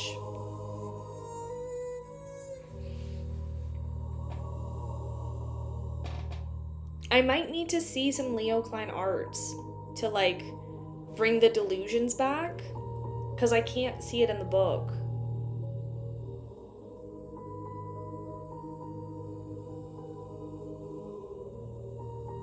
No, because I was like totally for Leo Klein since like volume 1. I remember like I was 30 chapters into volume 1 or like however many chapters, and I even made a TikTok and I was like, but Leonard and Klein, something's there. And I always saw something, and then just like the last, I don't know, like 50 chapters or something like that, I just haven't seen it. And I actually really don't like the way that Klein treats Leonard. No, because why am I, like, getting mad at Klein when he makes fun of Leonard? And I'm like, actually, fuck you.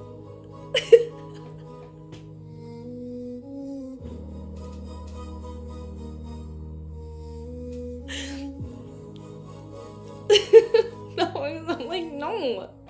Why do you have to be a dick all the time?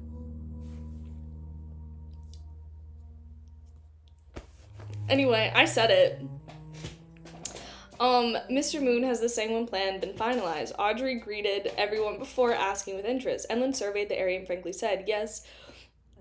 The detailed plan is this. Through 2 Temperance faction members who escaped from the Rose School of Thought, he recounted... I'm not saying I would kill Klein for Leonard. That's not what I'm saying. I'm not saying that at all. Maybe that's what it is. Klein treats Leonard how you guys treat me.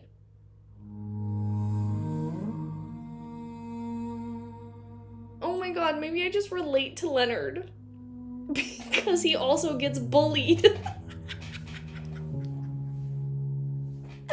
I'm like getting defensive and I'm like, stop bullying him.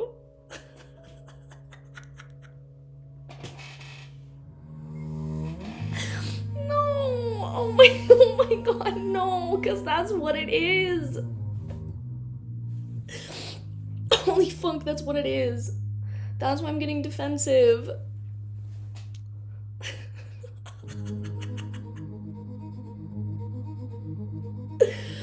Okay. Emlyn surveyed the area and frankly said, yes, the detailed plan is this. Through 2 Temperance faction members who escaped from the Rose School of Thought. He recounted the plan Sharon has described to Sherlock Moriarty.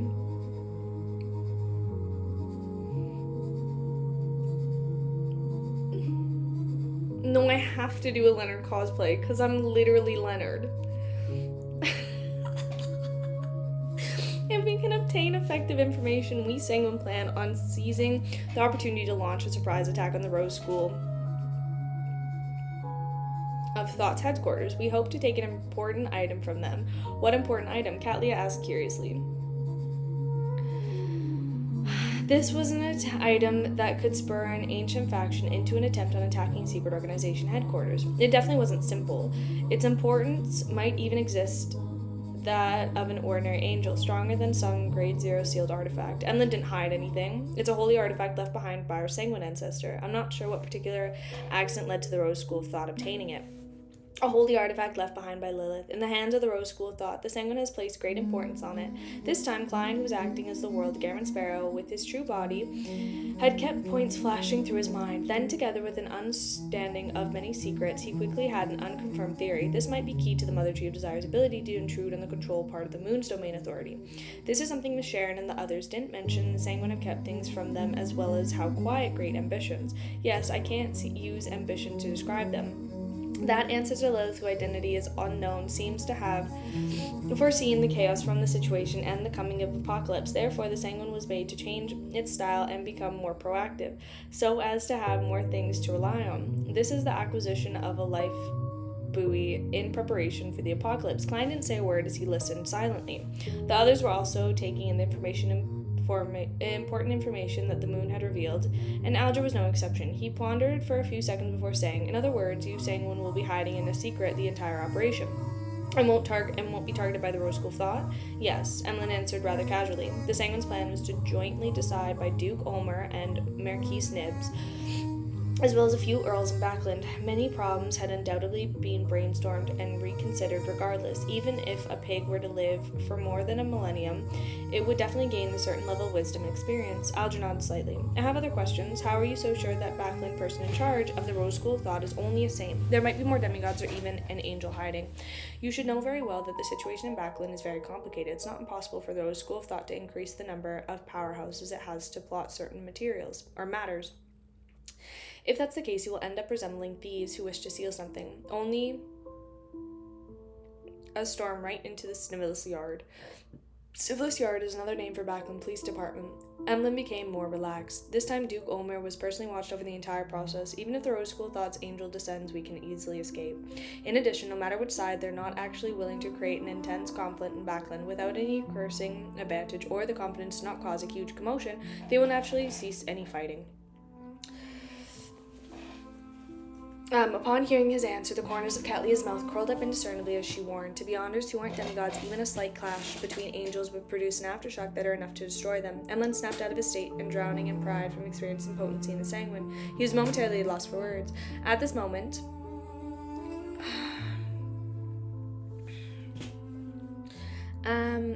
Audrey's eyes darted around as though she was thinking of something. "Mr. Moon, what do you need to do this plan?" "What do I need to do? Monitoring the secret members of the Rose School of Thought and locking into the true targets of the information received will be done by Earl Mastro. The one who will ultimately take action is Marquise Nibbs. Earl Mastro and the Rose School of Thought Temperance faction demigod Duke Ulmer will be the one monitoring the secret and prevent any accidents. My only job is apparently to contact the wraith named Merrick and maintain communication between both parties." The more Emlyn thought about it, the odder his expression became. It seems like there was nothing for him to do, or at least nothing particularly important. "Yeah, that's because you left out Leonard. And it was really rude, and I didn't like it. It was also uncalled for, too."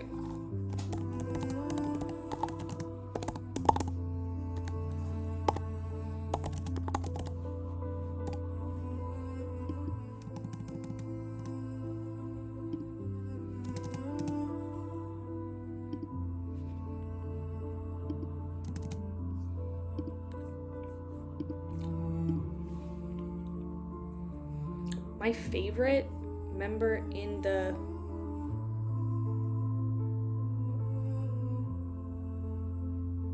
Tarot Club?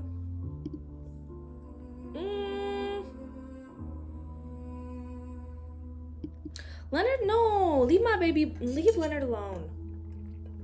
Leonard might be my favorite member of the Tarot Club. I love him. I love him so much. But I also really like Emlyn.